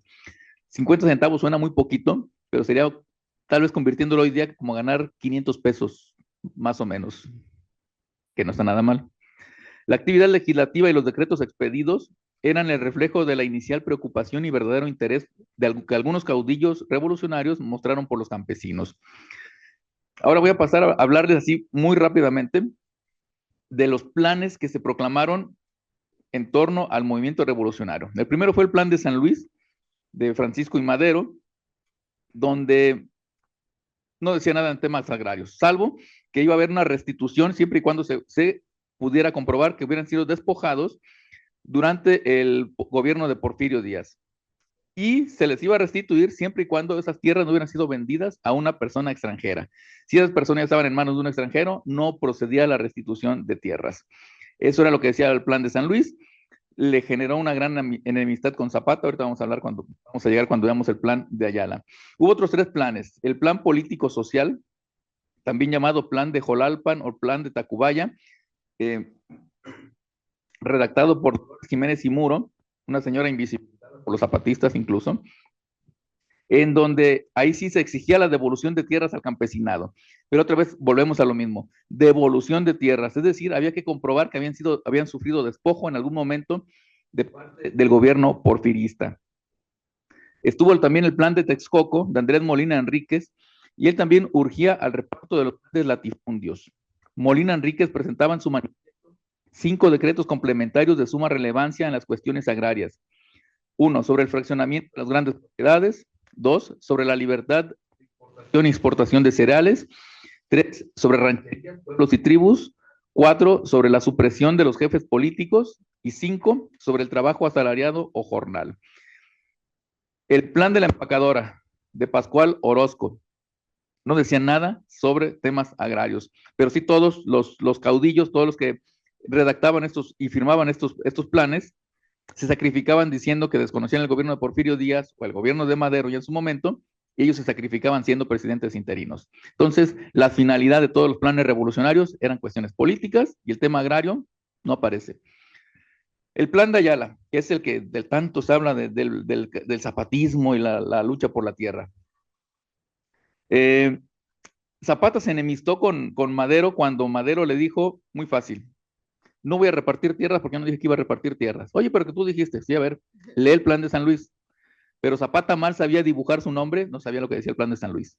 Se creyó de los dichos de Madero, pero en el papel no había nada.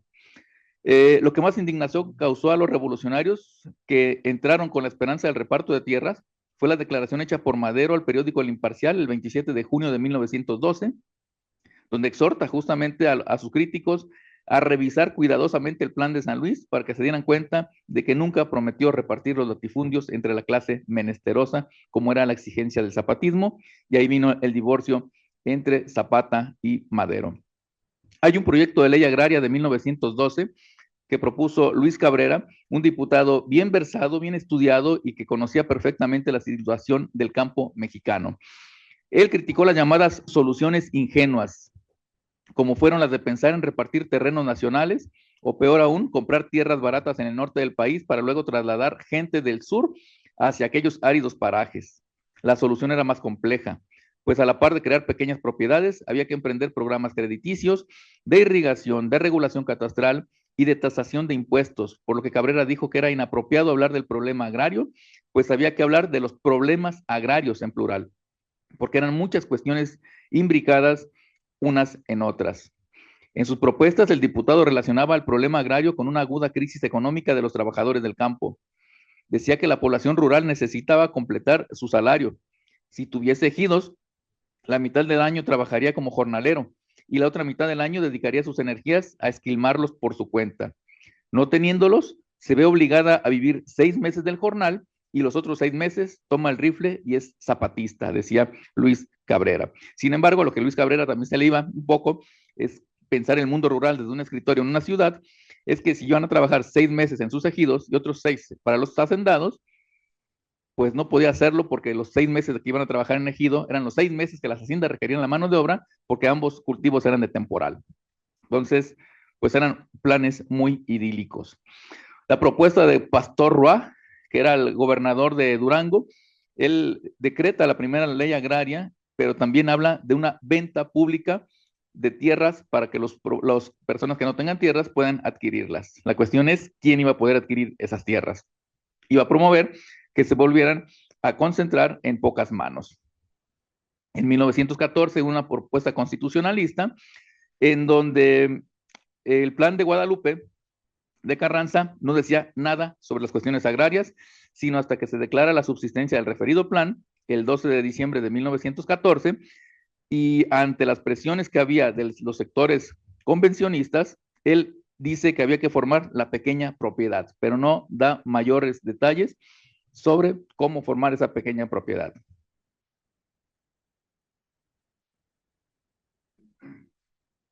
Y lo que sí da más es la primera ley agraria del 6 de enero de 1915.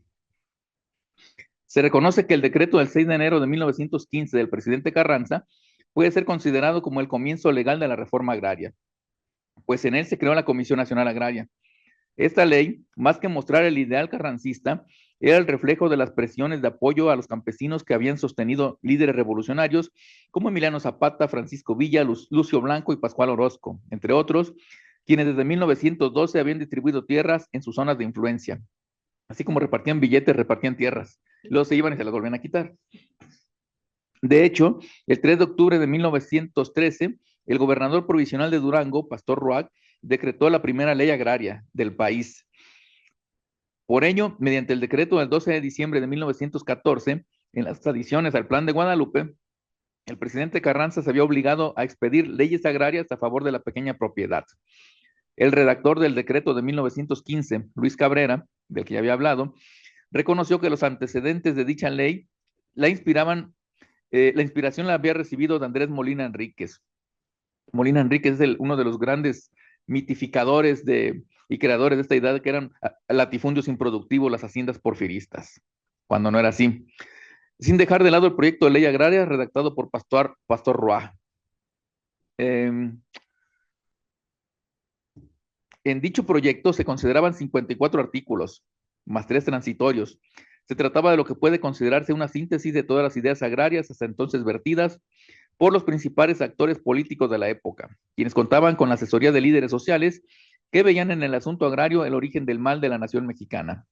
En la propuesta se abordaban todas las causas que resultaban de utilidad pública en materia agraria, con la intención de reducir las grandes propiedades agrícolas y restituir las antiguas comunidades y los ejidos con la finalidad de reinstaurar un numeroso contingente de pequeños propietarios, para lo cual se echaría mano incluso de los fraccionamientos, reparticiones, ventas y expropiaciones, siempre alegando la utilidad pública. La totalidad de las medidas para la disolución de las haciendas procedería cuando hubiese labradores pobres, es decir, que no tuvieran tierras en propiedad y cuyo capital no superara los 1,000 pesos, y siempre y cuando las fincas no fueran menores de 500 hectáreas, pues esa era la medida que se respetaría para garantizar la mediana propiedad. Como diría el expresidente, la justa medianía, ¿verdad? Todas estas secciones quedarían bajo administración y resguardo de la Secretaría de Fomento, que vigilaría la pertinencia de fundar un nuevo pueblo, una colonia agrícola o un ejido, así como las acciones de deslinde y amojonamiento. La palabra ejido nunca se definió qué era un ejido, nunca el ejido por revolucionario, nunca definieron qué era y hasta la fecha nadie sabe, ni legal ni en la práctica, qué es un ejido. El proyecto de ley terminaba con la derogación de toda otra ordenanza que se contrapusiera a ella, además de proponer la creación de la Dirección Agraria bajo la tutela de la Secretaría de Fomento. A final de cuentas, vino la publicación del decreto el 6 de enero de 1915, declarando nulas todas las enajenaciones de tierras, aguas y montes pertenecientes a los pueblos, otorgadas en contravención a lo dispuesto en la ley del 25 de junio de 1856, dada también en el puerto de Veracruz. ¿Qué estipulaba esta primera ley agraria emanada de la Revolución? Primeramente, ha de decirse que constaba de 12 artículos en los que se hablaba de la nulidad de todas las concesiones, enajenaciones, composiciones, compras y ventas que se hubieran hecho de forma fraudulenta y o ventajosa en contra de las comunidades, bajo la supuesta aplicación de la referida ley de 1856. Se hablaba de la restitución y expropiación de tierras para darles a quienes carecían de ellas. Para eso se creaba la Comisión Nacional Agraria, así como comisiones locales en cada estado del país y comités particulares ejecutivos en cada lugar en que se pusiera en práctica la nueva ley. Los interesados debían formar un comité particular y luego acudir a la Comisión Local Agraria de su estado. En caso de que ésta no se diera cabal trámite al asunto, podía acudirse ante algunos jefes militares que estaban autorizados para llevar adelante estos trámites. De ahí emanaba una resolución provisional que haría pública el gobernador de la entidad. Por eso cuando leemos el reparto agrario en Jalisco, algunos libros hablan de unas cantidades y otros libros hablan de otras, porque las comisiones locales repartían una cantidad de tierras, pero las comisiones nacionales enmendaban esos decretos para hacer un nuevo reparto. Entonces es un relajo trabajar con números en el reparto agrario. Luego debía ser aprobada, rectificada o modificada por la Comisión Nacional, la cual turnaría su fallo al Ejecutivo Federal para la publicación del decreto correspondiente en el Diario Oficial. Quienes creyeran que habían sido marginados tenían el término de 1 año para acudir a los tribunales a solicitar la revisión del proceso. Como puede verse, el gobierno creó todo el aparato burocrático para atender la demanda de tierras, pero aún no quedaba del todo claro el proceso a seguir para allegárselas a los más necesitados. Pese a ello, los llamados revolucionarios del sur, los zapatistas, llegaron a aceptarla a partir de 1920 por considerar que daba cumplimiento a lo establecido en el Plan de Ayala. En Jalisco, el 31 de marzo de 1915, el gobernador Manuel M. Diegues envió una circular a todos los presidentes municipales pidiendo informes de cuánto reparto y restitución pudieran hacerse en su demarcación, pues quería aplicar cuanto antes las nuevas disposiciones agrarias. Dicha disposición motivó que el 28 de diciembre de 1916 expidiera el decreto 96, mediante el cual ordenaba que cuanto antes debía ser instalado en cada municipio del estado una junta agrícola, la cual debía integrarse por 3 propietarios, otros tantos trabajadores del campo y el presidente municipal. Lamentablemente, no se han encontrado evidencias del trabajo desempeñado por estas juntas, pues resulta muy significativo que en ellas se diera voz tanto a los hacendados como a los que nada tenían. La Comisión Local Agraria de Jalisco fue instalada en mayo de 1915 a instancias del gobernador interino Manuel Aguirre Berlanga. Sin embargo, Diegues proclamó que dicha dependencia había sido creación suya en 1916. Lo cierto es que las comisiones locales agrarias fueron creadas tras el ascenso de Carranza al poder para contrarrestar al zapatismo agrario del centro del país, como medida para mostrar tanto a campesinos como a hacendados su disposición o supuesta disposición de arreglar la grave situación del campo mexicano. Pero su discurso agrario tenía 2 caras. De ahí que en principio no siempre se restituyó ni dotó de tierras a los campesinos, sino que también se regresaron haciendas que habían sido incautadas a sus dueños, como sucedió en Tlaxcala. Pese a la buena voluntad, la ley de 1915 presentó muchos inconvenientes para los campesinos, ya que solo beneficiaba a pueblos con categoría política reconocida o a las comunidades indígenas que conservaran sus títulos primordiales y pudieran comprobar el despojo legal, pero no incluía a los trabajadores agrícolas que vivían en las haciendas, como peones acasillados y posibles solicitantes de tierras. Y hay una falsificación terrible de títulos primordiales en esta época, porque todos los pueblos querían demostrar que tenían sus títulos virreinales. Y hay litigios legales todavía hoy día. No sé qué dice el rojo. Me imagino que ya se acabó, ¿verdad? Bueno, que se siguen acarreando todavía. Laura decía, de 1910 al 2025, pues en la tierra, aparte de que se han vuelto a formar estos grandes conglomerados de personas adineradas, productores de aguacate, de berries, que están volviendo a concentrar la tierra en pocas manos, pues siguen muchos litigios de comunidades, de gente todavía solicitando tierras y peleándose con pequeños propietarios o con grandes propietarios. Bueno, ya para terminar, Hay, además de esta ley de 1915, estaba una propuesta agraria de Francisco Villa, que la puso el 24 de mayo de 1915, que me parece que es la más sensata. O sea, se nota que Villa sí era una persona de campo, o por lo menos había hablado con las personas de campo, pero no le hicieron caso pues, porque era del bando convencionista. Luego estuvo una propuesta formal de los convencionistas, de un señor que era de aquí de Guadalajara, con un apellido bien raro. No, ahí se me fue. Miguel Schwarzenegger, una cosa así, ¿no? López, Mendoza López Schwarzenegger, ¿no? Una cosa así. Bueno, la cosa es que también la batearon porque pues, lo que rifaban eran los constitucionalistas, y viene pues ya finalmente la proclamación de la Constitución de 1917, y el artículo 27 fue el de los primeros en modificarse. A lo largo de la década de los 20 hubo como 50 circulares y decretos modificándolo, porque todas las cuestiones agrarias eran reactivas, se planeaban sobre las piernas, y no había una planeación porque se hacía todo desde las ciudades. Poca intervención hubo de gente del campo, poca participación para decir cuál era la verdadera problemática y cuáles eran las posibles soluciones, pero no las oían, ahora sí que por fines políticos, porque las mejores propuestas tal vez eran la de Villa y la de Victoriano Huerta, pero Huerta pues era así como que el funado de la revolución. Total, el tema agrario se incorporó, ya para terminar, el tema agrario se incorporó en la medida que la masa de revolucionarios la fue exigiendo a los cabecillas. Aquí la pregunta es, ¿quiénes integraban esa masa de revolucionarios y que a la postre se convirtieron en los primeros ejidatarios? De eso poder hablar si me invitan a la segunda jornada el próximo año. Muchas gracias.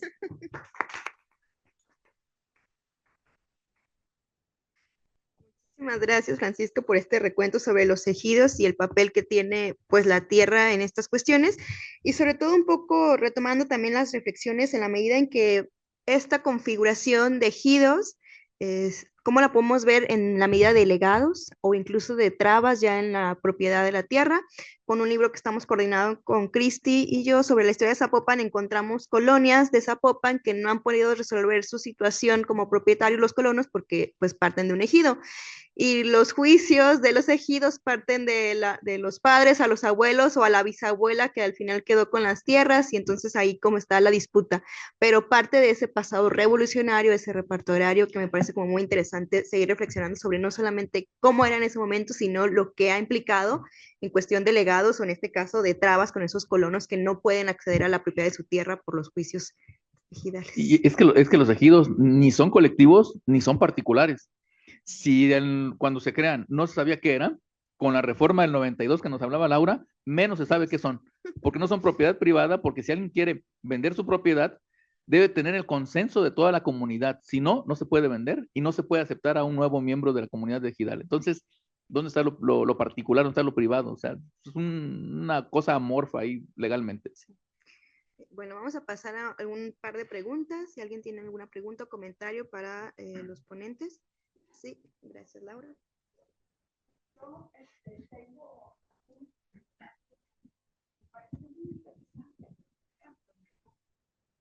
cuando te escucho, hijo, ¿era el contexto de la guerra o no hay nada nuevo bajo el sol? Hazte cuenta que estamos viendo acusaciones de hoy. La casa habitación es insegura.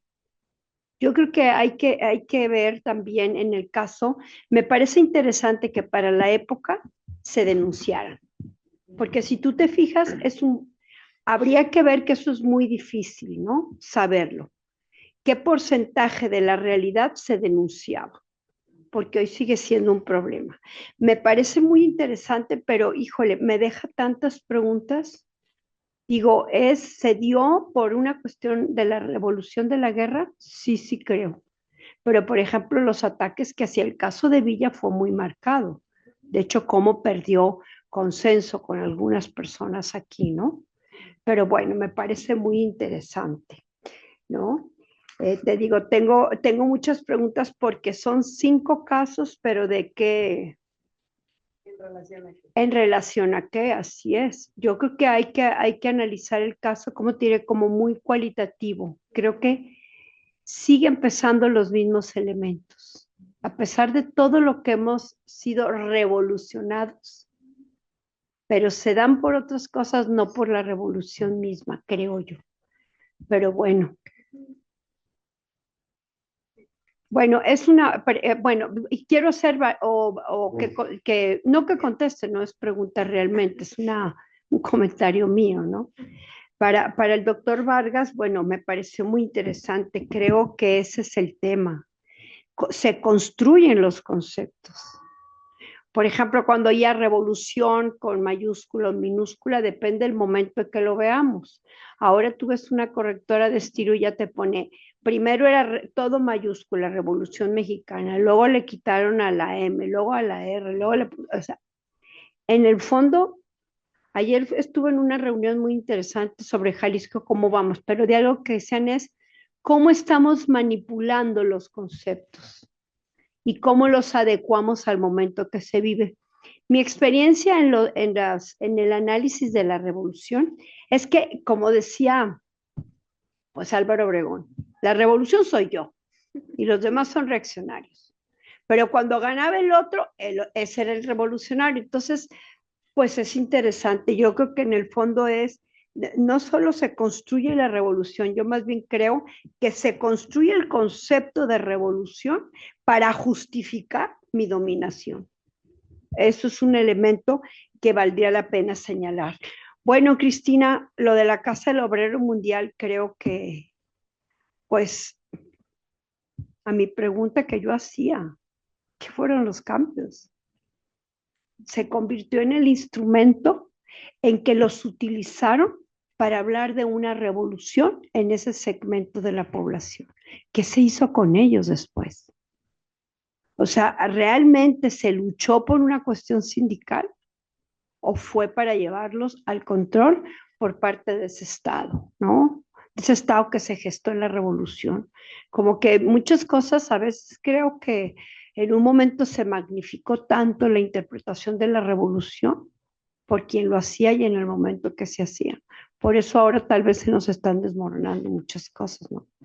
Pero muy interesante porque fue un elemento clave para que terminara la guerra, para no decir revolución, o sea, el momento armado, ¿no? Y bueno, ¿qué te digo, Francisco? Creo que confirma lo que decía, ¿dónde está la revolución? Y ahí se gestó el tema que después en los años 30 brotó. Yo creo que esa es la peculiaridad de Jalisco, ¿no? Que quedaron muchas cuentas pendientes. Pero bueno, muy interesante. Esto sigue para más. Si te invitan a las jornadas del año que entra, me avisas, Francisco, para venir. Y hablo de la segunda cristiada, porque también lo he abordado, sí. Y de segunda cristiada no tienen nada aquí en Jalisco. No, es que la sofocaron. Era pleito por tierra. Pero es que te voy a decir, en ese caso de la segunda cristiada, el Vaticano lo tuvo muy claro. Aquí no pueden dejar que se levante, te arreglas como puedes. Eso no existe. Y sí es cierto, nunca se dio. Hay colegas míos que hablan de no se dio, pero mucho tuvo que ver la jerarquía eclesiástica unida con el Vaticano. No puede ser, no podemos permitir que se nos salga de las manos los beligerantes. Entonces, órale, yo te meto a institucionalizar la violencia. Y hubo un telegrama de Lázaro Cárdenas diciendo, denles lo que pidan, pero que pare ahí el movimiento. Claro. Y por eso empezó a repartir tierras a diestra y siniestra. Es que te voy a decir, Lázaro Cárdenas tenía abiertos muchos frentes. Si eso es lo que se nos olvida. Por eso el fin de su mandato no es lo que creían muchos, que se la saboreaban, ¿no? Por eso, porque hay que siempre verlo en el momento. Pero bueno, tú prepárate. Compañeros, en orden de participación. Si quieres acá. Muchas gracias, doctora. Sí, finalmente, o sea, a mí me ha impresionado que cuando he revisado todos estos documentos, es como si estuviera viendo documentos actuales, ¿no? Que precisamente esa es como una de las cuestiones que luego pongo sobre la mesa, ¿no? Que, o sea, como esta manera de mirar la historia desde la perspectiva de colonial, ¿no? Un poco. Que esta mirada de colonial, muy particularmente en Bolivia, tienen una manera de mirar la historia, que nosotros o nosotras la hemos aprendido lineal, ¿no? que viene de lo antiguo a lo nuevo, que es progresiva, que va de atrás hacia lo actual, ¿no? Esa es la visión occidentalista que hemos aprendido desde hace muchos siglos. Y bueno, en las comunidades originarias bolivianas ven el tiempo o la historia desde otra perspectiva, ¿no? La ven en círculo, pero un semicírculo donde justo el pasado está delante de nosotros, ¿no? Donde el pasado está delante de nosotros y el futuro está detrás. O sea, el futuro es incierto, no lo sabemos, no sabemos qué hay, pero sí tenemos el pasado delante de nosotros. Entonces, justo en esa reconfiguración temporal, me parece súper potente ver como todos estos documentos porque nos permite ver qué es lo que ha sucedido en la historia de las mujeres, ¿no? Y que creo que finalmente la narrativa histórica de las mujeres es muy distinta a esta narrativa histórica de los varones, ¿no? Completamente distinta y creo que en este caso, sí, como usted dice, es necesario relacionar estos 5 casos en relación a que sí, faltó esa es muy difícil, creo. Esa parte, no, y sí la tengo por allí, pero en algún momento la voy a compartir. ¿Dónde? Año. Sí, para el siguiente año, si la hacen, la voy a presentar allí. La voy a presentar allí. Sí, no, pero en 1915 hay un incremento potencial de las denuncias en el Supremo Tribunal de Justicia. Y tiene que ver con lo que tú siempre has planteado, lo del divorcio. También tiene que ver. Tiene que ver también allí como estas reconfiguraciones, esta violencia, ¿no? Lo que dice Vinadas o sí, también estas otras teóricas de la violencia, que el contexto de guerra no se queda nada más en este campo de batalla, ¿no? Sino que baja a lo cotidiano. Y por eso es que hay tantas denuncias. Y a mí lo que me sorprendía, y yo creía que iban a ser menos denuncias precisamente por el movimiento conflictivo, que no iban a ir a denunciar. Y es todo lo contrario, ¿no? Que en el archivo precisamente en 1915 es cuando hay más denuncias, entonces, y son denuncias de carácter sexual para las mujeres. Entonces, también eso, ¿no? El contexto de guerra para las mujeres, la violencia es sexual, definitivamente. Entonces, en ese aspecto, sí creo que está muy marcada la revolución. Claro,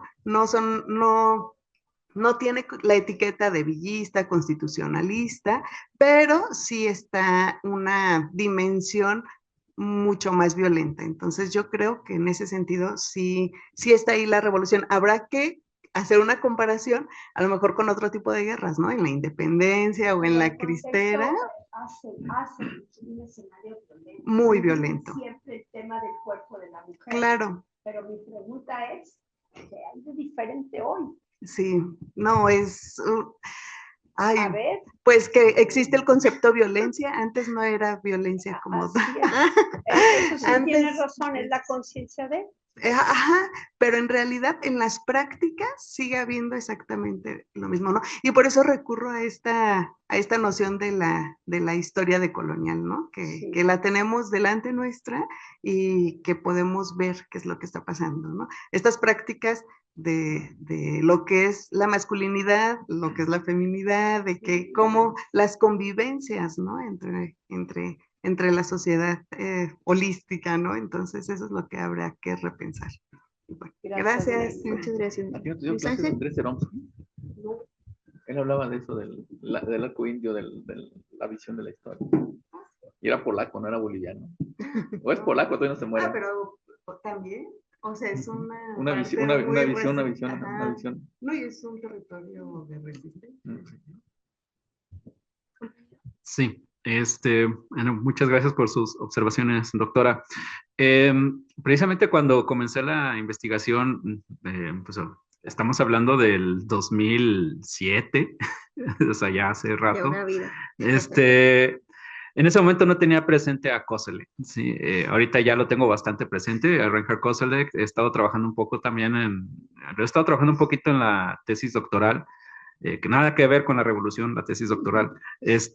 Pero bajo esa idea, pues si nos vamos a los preceptos de la conceptualización de la historia que hace él, efectivamente escribió un trabajo hace como 2 años para la Universidad de la Ciénega, la Estadio Michoacán de Ocampo, en una reedición que se hizo sobre Cárdenas a 50 años, pero ya una reedición impresa, en donde reflexiona un poco sobre esta discusión de cómo Cárdenas se autodenomina soy un ciudadano de la revolución, en el entendido de que en esta conceptualización, como dice Koselleck, están como las experiencias, ¿no? Vamos a decirlo así, esta dualidad en la cual precisamente los actantes se van apropiando de la historia, la reescriben y hay una selectividad memorística. Él las define como incluso como unicidades, que son las que llamamos nosotros coyunturas, pero él les pone unicidades para especificar momentos en el cual la sociedad dice, esto es, aquí, a partir de aquí hubo un cambio, ¿sí? Porque en la experiencia que tuvimos previa no lo veíamos, pero a partir de aquí sí. A partir de este momento hay un cambio, vamos a reescribir la historia y vamos a olvidarnos como de esta parte, ¿sí? Entonces, no aboné mucho en esta parte de la discusión teórica del uso también semiótico, semiológico o semántico de la revolución, porque bueno, digamos que esa es una temática aparte en que muy interesante, ¿sí? Pero si algo he aprendido a lo largo de estos años estudiándola es justo que este debate tan enriquecedor y que a veces incluso se llegan como a, no agarrarse de las greñas, pero sí hay como esos debates acalorados de no es que la revolución fue esto, no es que la revolución fue aquello, pues comprendí eso, ¿no? Pues la revolución la escribimos justo desde el contexto en el cual nosotros nos desempeñamos. Obviamente ya no comulgamos con una revolución monolítica, pero se le da la importancia en su respectivo esquema. Sí que esto da pie a estudiar variaciones o diferentes tópicos como lo estamos haciendo ahora. Entonces, en ese sentido, Koselleck creo que su base teórica dentro de tanto los estratos del tiempo como la parte los conceptos de la historia, los usos de la historia son bastante interesantes. Sí, obviamente en las tesis nunca metí a Koselleck, pero digamos que como en la actual tesis lo estoy trabajando un poco, no como estratos, sino como capas textuales. Estoy comprendiendo o teniendo una visión un poco más amplia, no solamente de mi actual tema de tesis, sino también de otros temas que he trabajado. Y por eso en su momento hice el ejercicio de escribir a partir de sus postulados teóricos lo de Cárdenas. Y también por ahí me encargaron un poco de cómo usa AMLO la historia, ¿no? O sea, también por ahí en la UCEMICH escribí algo. Y por ello creo que vale la pena justo hacer estos diálogos, ¿sí? Hacer estos diálogos para hacer nuevos análisis, nuevas reinterpretaciones, ¿sí? Y pues aprovecho para decirte, Meli, creo que valdría la pena que busques en el archivo histórico de la arquidiócesis al padre Benito Pardiñas de San Juan de los Lagos. Te voy a decir por qué. Porque el padre Benito Pardiñas, de la época revolucionaria en que vivió este conflicto de 1915, esta lucha de facciones, le escribía muchísimo al gobernador de la Sagrada Mitra, pero muchísimo, y le daba muchos detalles. Y por ahí menciona cómo cuando llegó la bola, justo fueron a buscar a las mujeres jóvenes para violentarlas. Sí, hay una queja de él por ahí, pero da muchos detalles de la sociedad de San Juan de los Lagos. Sí, yo lo usé mucho en la tesis de maestría. Benito Pardiñas fue mi referente. Ahora sí fue que chismeó de muchas cosas. Obviamente lo hace desde su postura como sacerdote. Pero creo que vale la pena que lo revises. Revisa las cajas de la correspondencia al gobernador de la Sagrada Mitra entre 1914 y 15, y por ahí te lo vas a encontrar a él, incluso cómo huyó, algunos de sus colegas sacerdotes huyeron de esta violencia, pero hace denuncias de cómo los revolucionarios empezaron a hacer estragos cuando entraron a San Juan, porque él estaba en San Juan de los Lagos. Sí, entonces vale la pena que lo revises. De nada. Entonces, Gracias, sí, gracias.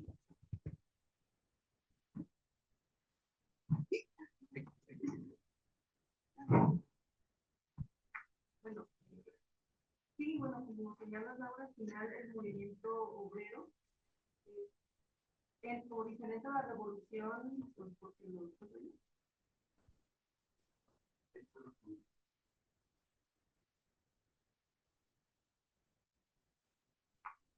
pasó.